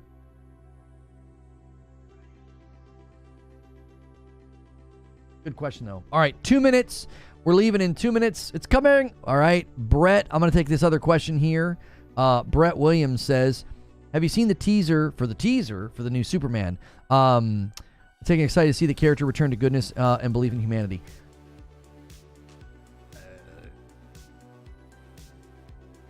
The music is good, but there's something about the way that it's filmed and the way that everything's framed. I'm not getting excited just yet. I feel like he's taking it. The tone isn't gonna. I don't think the tone's gonna hit for me. I hope I'm wrong. The way that it's filmed and framed, something about the colors and the people and the outfits. I'm like, I don't know yet. I'm really, really hoping that he nails it. I think Superman is extremely hard to pull off. Extremely hard to pull off. And I think Man of Steel nailed it. I think Hans Zimmer nailed it. That little piano melody he came up with and how it builds, like it's almost, it feels inspired by and honoring to like the John Williams soundtrack. Man of Steel will always be to me the best Superman movie. And this one, the tone and the colors and stuff, I'm like, ugh.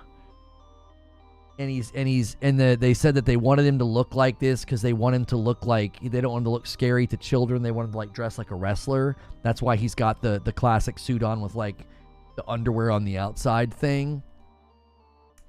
I just don't know, man. I just don't know. I'm a big Superman fan, and I don't know if they're ever going to get back to the tone that I love so much. Like, I listened to, the Hans Zimmer soundtrack a little bit last night, and it's just like, oh my gosh. You despise Man of Steel? I will always say that it's the absolute best Superman movie ever made. The only thing they did wrong in Man of Steel is they should have set up his dad's death differently. I thought it was kind of stupid. He should have tried to get away from the tornado and die. He should have died. But standing there and just letting it happen and like holding up your hand, it's like your ankle was broken or twisted. That's probably the only part of the movie that they really they got wrong. Because it's supposed to have this great emotional punch, and the whole time you're thinking like, this is dumb. Like, why wouldn't he at least try to get away? That's the only part of the movie I don't like, which is unfortunate because it has an amazing, the soundtrack's amazing at that moment. Like, it's a very poignant moment, but they should have just set it up differently. They really should have set that one up differently. Okay, we're past 1 o'clock, all right? We're going to go to the writer's room. Let me spam a link in chat. You guys are the best. You extended the stream once. You got 2 super chats away from confetti, so nice job there. Let me get a link for you guys. You were never a Superman fan? Oh, I've always loved Supes. You want him to display his power? I don't need it explained to me. I've watched the movie many times. I'm saying they should have set it up differently. He doesn't even try to get away. He just stops. He just stops and stands there. It's so stupid. It's like, come on, dude. Your survival instinct would kick in and you'd try to run away from the tornado. You wouldn't be like, yep, guess can't make it. It's like, how do you know? What if you could have got, 10 or 20 yards away and you could have gotten flung and maybe just broke your collarbone or something? All right, there's a link to where we're going.